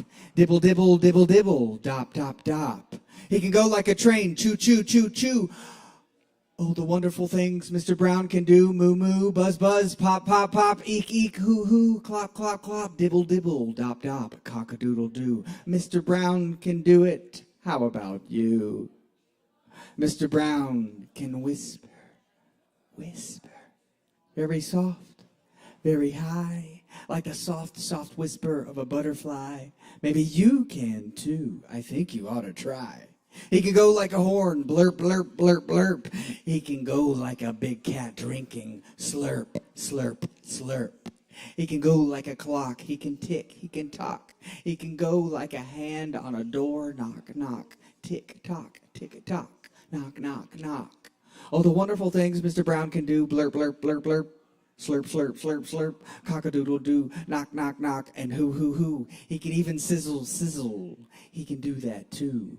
Like an egg in a frying pan. How about you? Mr. Brown is smart as they come. He can do a hippopotamus chewing gum. Grum, grum, grum, grum, grum, grum, grum. Mr. Brown is so smart he can even do this. He can even make a noise like a goldfish kiss. Boom, boom, boom, Mr. Brown is a wonder. Boom, boom, boom, Mr. Brown makes thunder. He makes lightning splat, splat, splat, and it's very, very hard to make a noise like that. Oh, the wonderful things Mr. Brown can do. Moo, moo, buzz, buzz, pop, pop, pop, eek, eek, hoo, hoo, clop, clop, clop, dibble, dibble, dop, dop, cock-a-doodle-doo, grum, grum, grum, grum, chew, chew, chew, boom, boom, splat, splat, tick, tick, tock, sizzle, sizzle, blurp, blurp, knock, knock, knock, a slurp and a whisper and a fish kiss too. Mr. Brown can do it. How about you?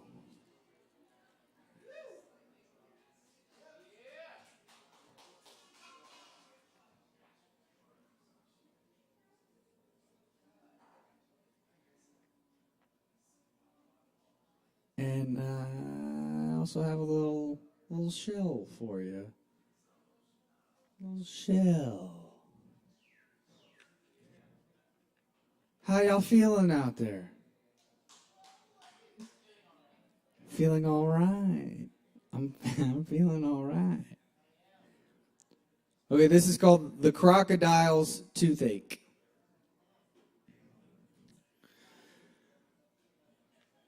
The crocodile went to the dentist and sat down in the chair. And the dentist said, "Now tell me, sir, why does it hurt and where?"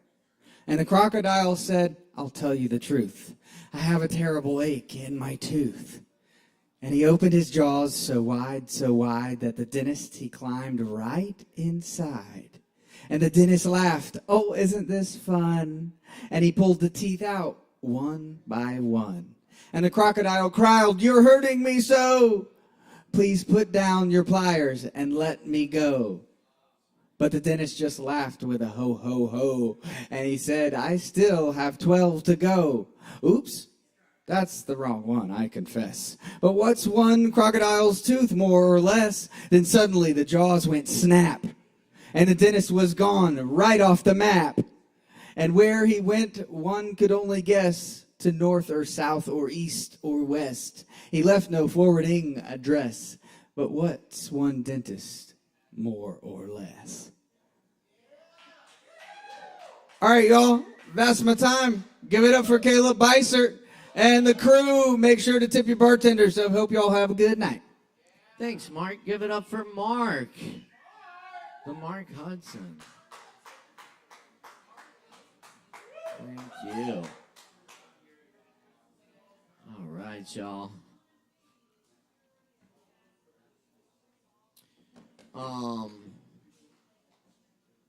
Hey, y'all. Up next, we got Chris Medrano in the house. I know that guy. Y'all know Chris.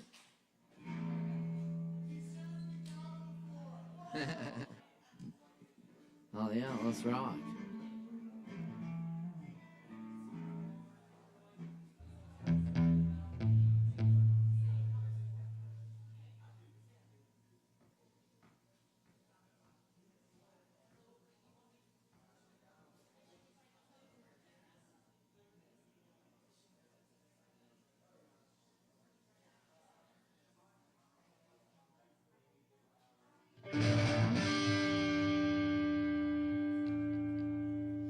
Hey everybody.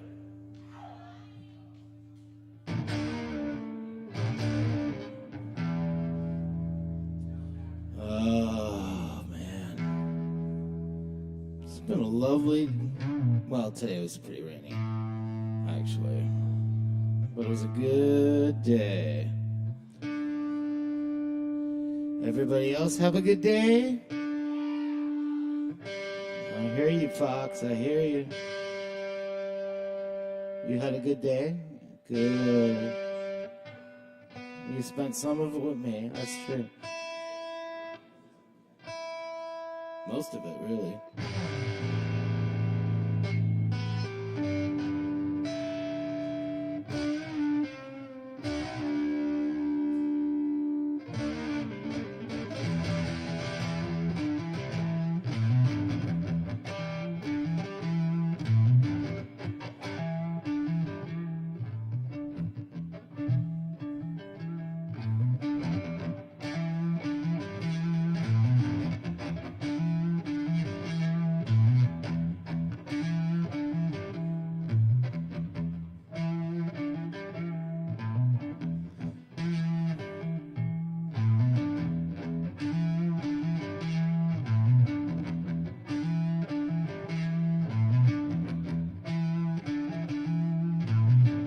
Something in me, dark and sticky. All the time it's getting strong. No way of dealing with this feeling. I can't go on like this too long. This time you've gone too far. This time you've gone too far. This time you've gone too far. I told you, I told you, I told you, I told you. This time you've gone too far. This time you've gone too far. This time you've gone too far. I told you, I told you, I told you. Don't talk back. Just drive the car. Shut your mouth. I know what you are. Don't say nothing. Keep your hands on the wheel. Don't turn around. This is for real. Digging in the dirt.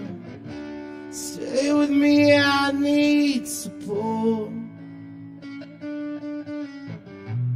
Digging in the dirt to find the places I got hurt, to open up the places I got hurt.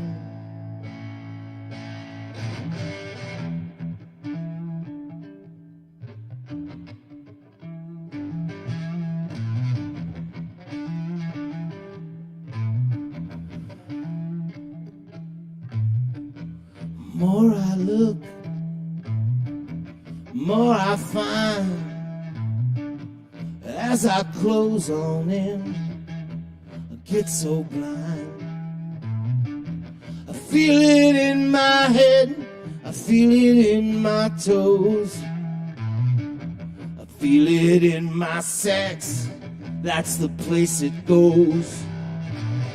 This time you've gone too far. This time you've gone too far.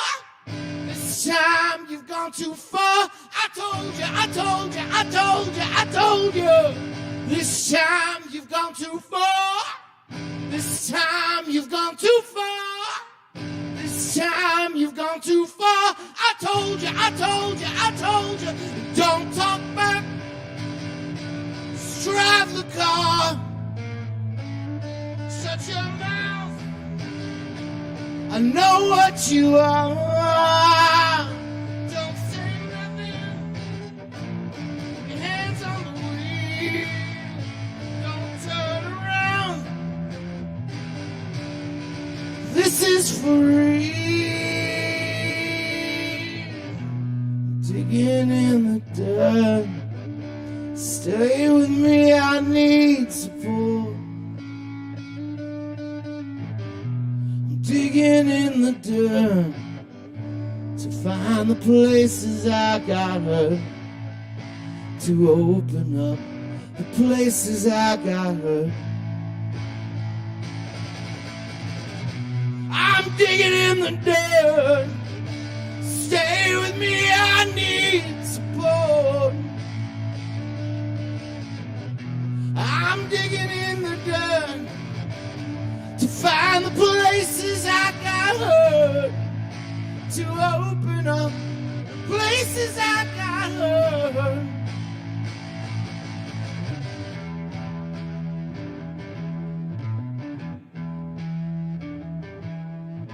Digging in the dirt to find the places we got hurt. Digging in the dirt, find the places we got. Digging in the dirt. Stay with me, I need support. I'm digging in the dirt to find the places I got hurt, to open up places I got hurt. I got hurt.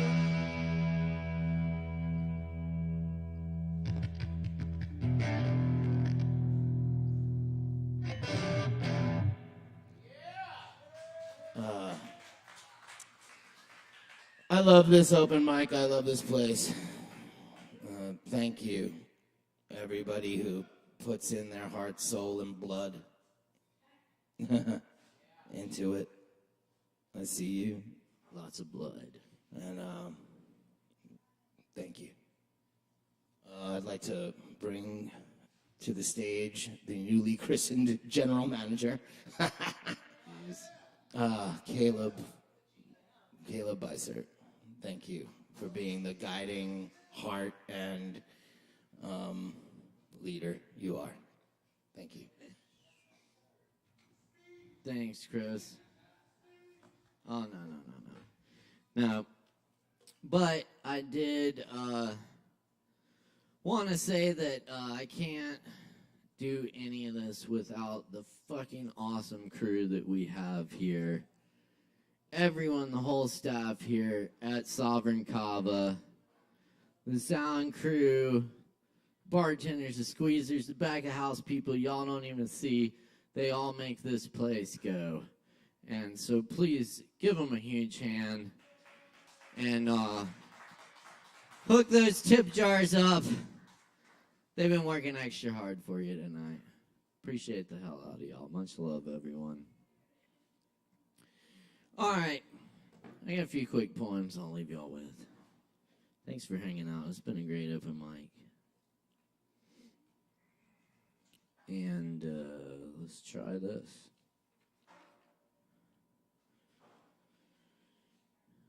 This is called the Herb Cabinet.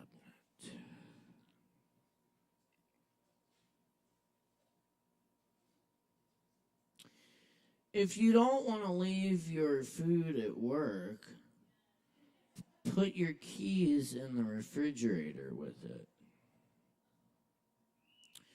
People say don't live in the past, but we have memory for some reason. You have to at least check the rear view mirror, or you might not know when someone is riding your ass. I hid in the woods for 6 days after an acid flashback. The goose with the longest legs runs faster than the pig who is fed from the slop bucket. A long winter's dream will tend your invisible wounds. And the best sex is the kind that sets off all the dogs in the neighborhood barking and howling. Right? Poem to rearrange furniture. Start with the sofas, soft terminals of arrivals and departures, ass travels, all day and night deposits of loose change and small baggies, a dozen multicolored Bic lighters and earrings, crumbs of lunch, forgotten nap dreams, mustard-stained napkins, and the demons you ignore. Plant coffee tables with coffee rings and wooden cigar boxes full of dominoes and playing cards. The armchairs come in next, proud of the comfort they offer, like open books of glorious written sound outlined by story. The hassock twirls and circles, and grandfather clock enunciates the minutes and sings the hours, keeping watch all night, while the houseplants take their places in the silence. Between the waves, the rippled rugs listen, keeping their secrets. Dog hair fluff down, matted, static the spilled potting soil. Grow a ladder that could take you anywhere. Then adjust the lights, pull the curtains closed, climb into a long couch, release weight.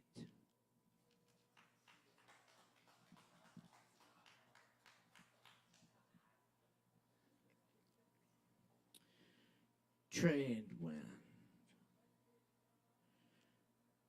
The geckos chirp under moon clouds in Kilauea. Ocean waves or rustle of palm fronds sings me home, home. The grass, a soft bed tonight. Relieved from the air, I sleep in a bed over waterfalls before the horizon catches fire.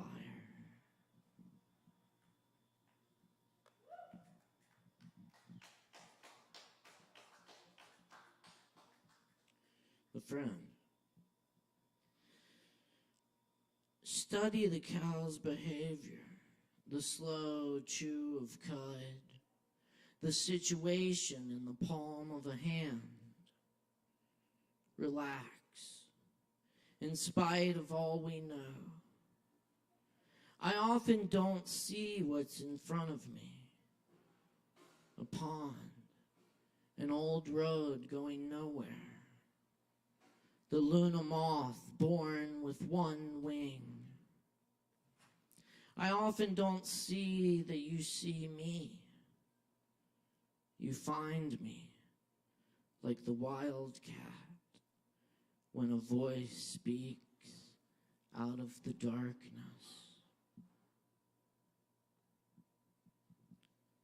Light in an upstairs window. Reptilian plants crawl from the corners, climb the curtain rods. Darkness sweeps the house. 4 friends walk a mountain trail to a dark tower, stacked firewood not far from the old cabin. Mystery grows deeper in the old-growth forest, in the clusters of stars, in the study, in the house. The yard surrounds, a secret army poised in hush, emptiness. Silent horses, austere house. Among the vanilla of books, lamplit pages run with ink, produce lands beyond these walls. The faithful dog has seen something invisible and makes known he wishes to be let out of the house.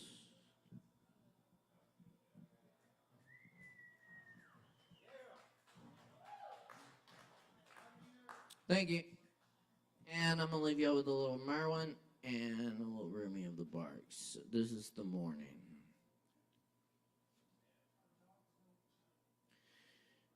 Would I love it this way if it could last? Would I love it this way if it were the whole sky, the one heaven? Or if I could believe that it belonged to me, a possession that was mine alone? Or if I imagined that it noticed me, recognized me, and may have come to see me out of all the mornings that I never knew, and all those that I have forgotten. Would I love it this way if I were somewhere else? Or if I were younger for the first time? Or if these very birds were not singing? Or I could not hear them or see their trees? Would I love it this way if I were in pain, red torment of body or grave void of grief? Would I love it this way if I knew that I would remember anything that is here now? Anything. Anything.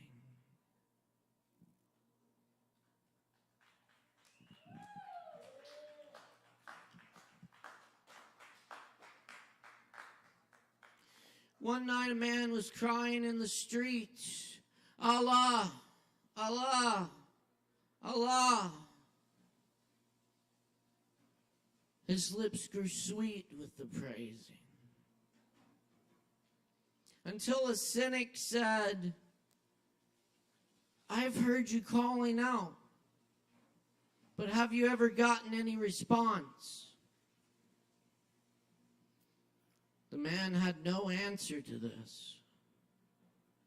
He quit praising and fell into a confused sleep. In his dream, he saw Hitter, the guide of souls, in a thick green foliage. Why did you stop praising? Because I never heard anything back. This longing you express is the return message. The grief that you cry out from draws you toward union.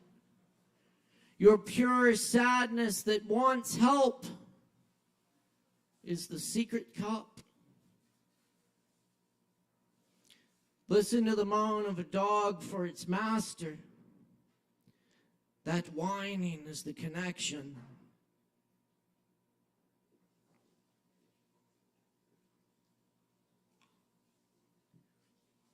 There are love dogs no one knows the names of. Give your life to be one of them. There are love dogs no one knows the names of. Give your life to be one of them. Listen to the moan of a dog for its master. That whining is the connection.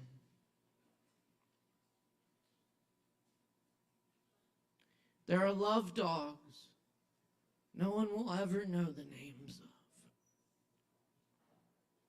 Give your life to be one of them. Bulla.